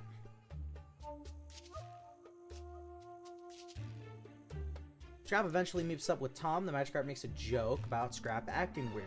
And after a lukewarm reaction, Tom shares the news that Buddy's out tonight. Scrap seems surprised. He insists Buddy will be more loyal going to the merge, and Tom laughs, not caring since they're flipping at the merge anyway. It's not a big deal. In this scenario, Florabella is the easier Mon to take as a sacrifice to the end. Ooh. Scrap sees Buddy and Florabella arguing with each other again on the beach and runs down to try and play mediator, scrambling to get them both to back down. It doesn't work very well though, and by the end of the argument, both Mons are shouting that the other is going out tonight or else. Scrap tries to convince them to keep it on Tom, but neither are hearing it. This Tom vote may have just fallen away from Scrap. That would be unfortunate. That Maractus, insulted my family. Said that any parent willing to let their child partake in the weed industry is like a failure, dude. Insult me all you want, but I won't stand for insulting my parents. That's where I draw the line, man. Tonight is the night that damn Typhlosion says goodbye. He's manipulated me multiple times this game for his own good, and I refuse to let it go on any longer than it already has. It's like one of them has to go tonight.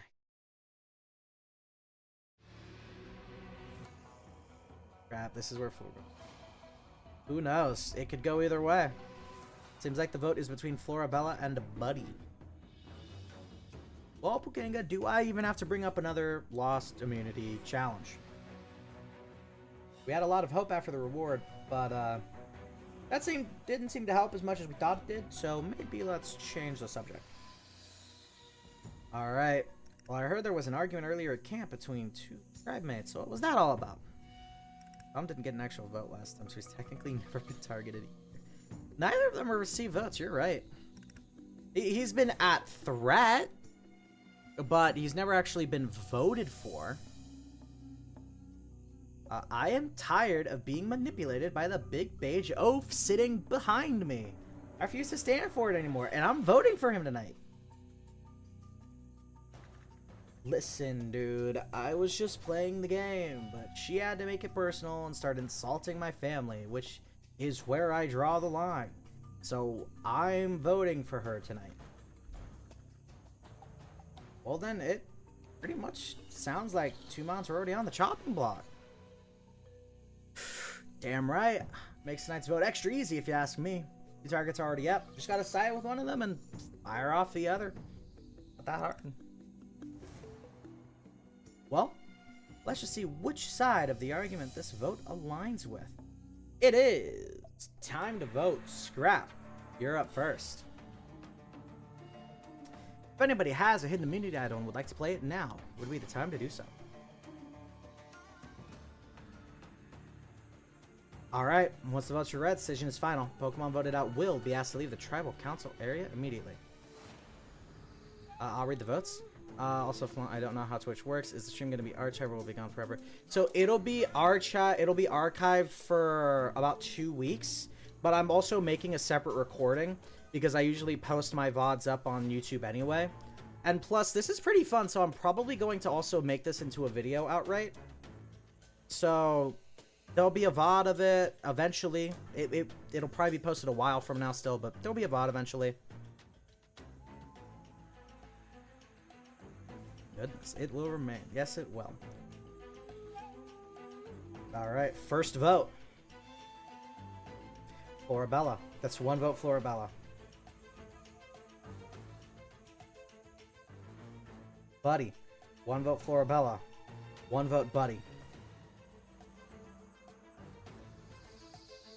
Buddy. That's 2 votes, Buddy. 1 vote, Florabella. 1 vote left.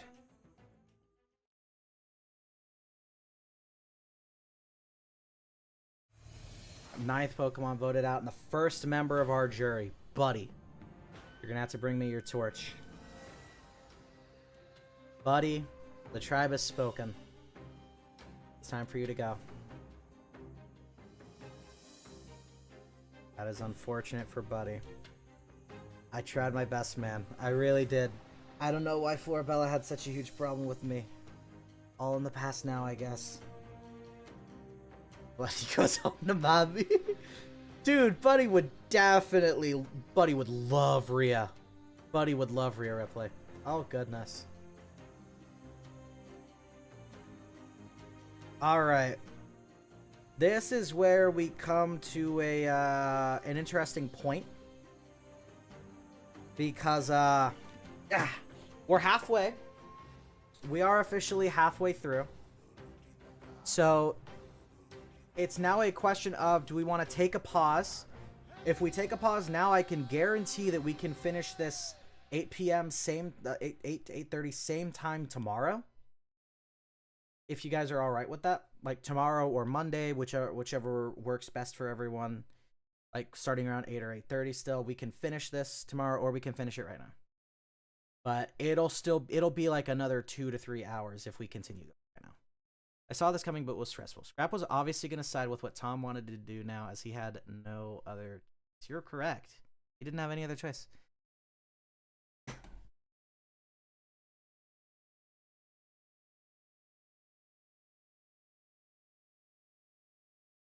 I am fine with going. Also fine with pause. I'm okay.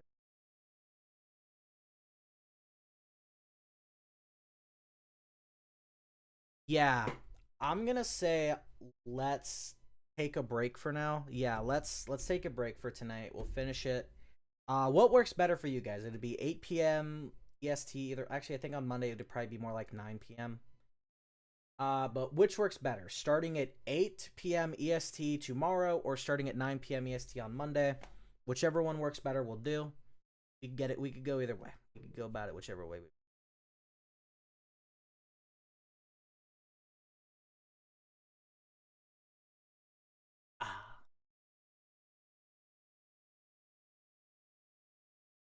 Alright, so that sounds like tomorrow. Okay. Guys, vote is for tomorrow. What do you... This was fun so far. We just gotta finish it. 8 p.m. EST on Sunday night.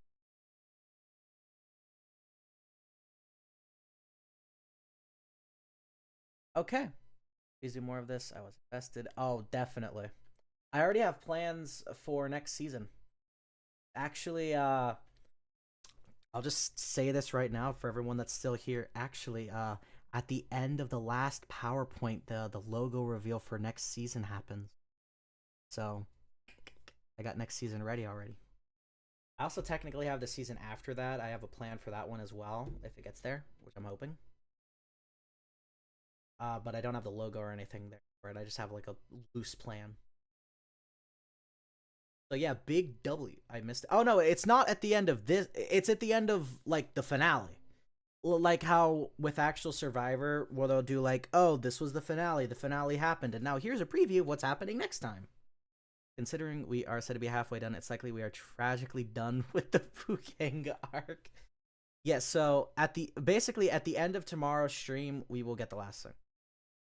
Like guaranteed. Alright, so yeah, we will do it tomorrow. We'll do it live, we'll finish it. I would assume it's gonna take like 2 or 3 hours, give or take. It's probably about the same amount of time here.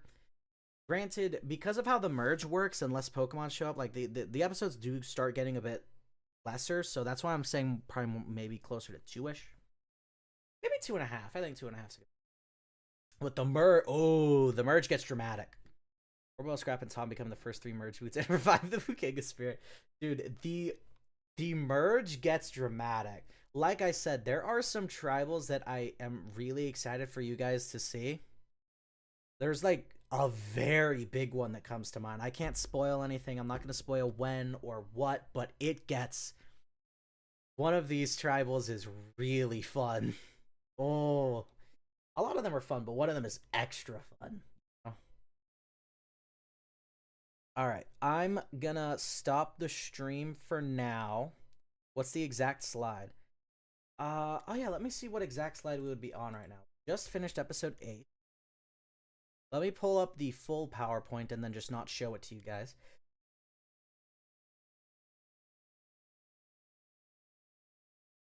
So, again, the full PowerPoint is exactly 828 slides long. Again, I divided them because